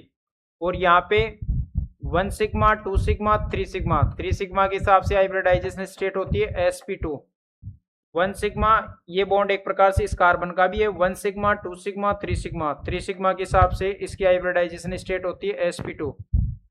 1 सिग्मा और 1 double bond equal to 1 sigma और 2 पाई होता है। पाई हाइब्रिडाइजेशन स्टेट में पार्टिसिपेट नहीं करता, वीक बॉन्ड फॉर्मेशन। तो 2 सिग्मा के हिसाब से sp और इस कार्बन का भी sp। इसके बाद में एक नेक्स्ट क्वेश्चन आपके एग्जाम में वेरी फेमस पूछा जाता है। अक्सर हाइब्रिडाइजेशन से रिलेटेड क्वेश्चंस आपके एग्जाम में पूछे जाते हैं, जिसमें सिग्मा बॉन्ड और पाई बॉन्ड के बारे में इंफॉर्मेशन पता होनी चाहिए।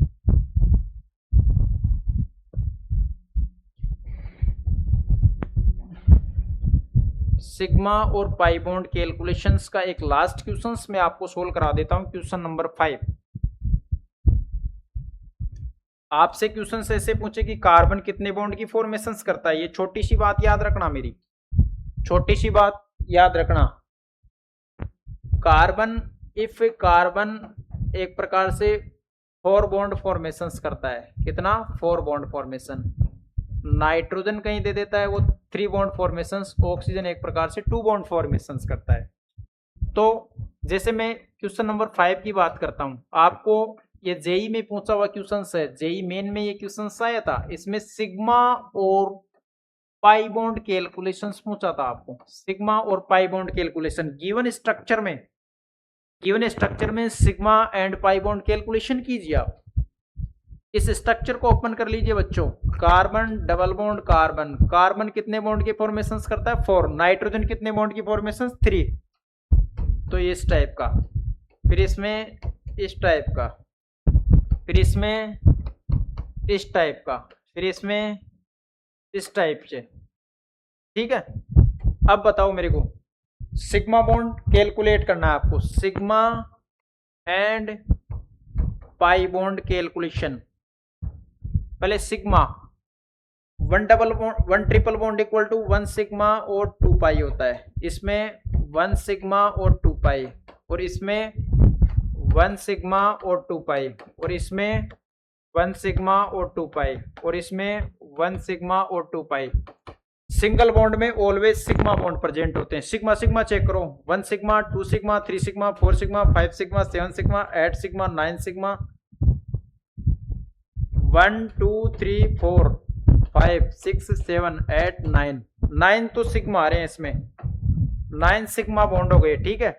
यानी 1 2 3 4 5 6 7 8 9, और पाई 2 4 5 6 7 8 9 और 9 की आ रहे हैं पाई आ रहे हैं।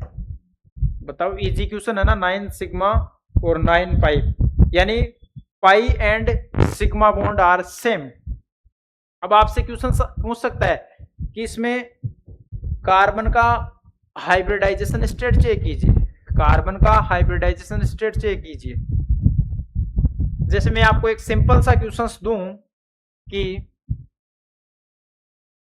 CH3C double bond oxygen 2 bond का फॉर्मेशन करता है, कार्बन 4 बॉन्ड की फॉर्मेशन करता है। इसमें इस कार्बन की हाइब्रिडाइजेशन स्टेट क्या होगी?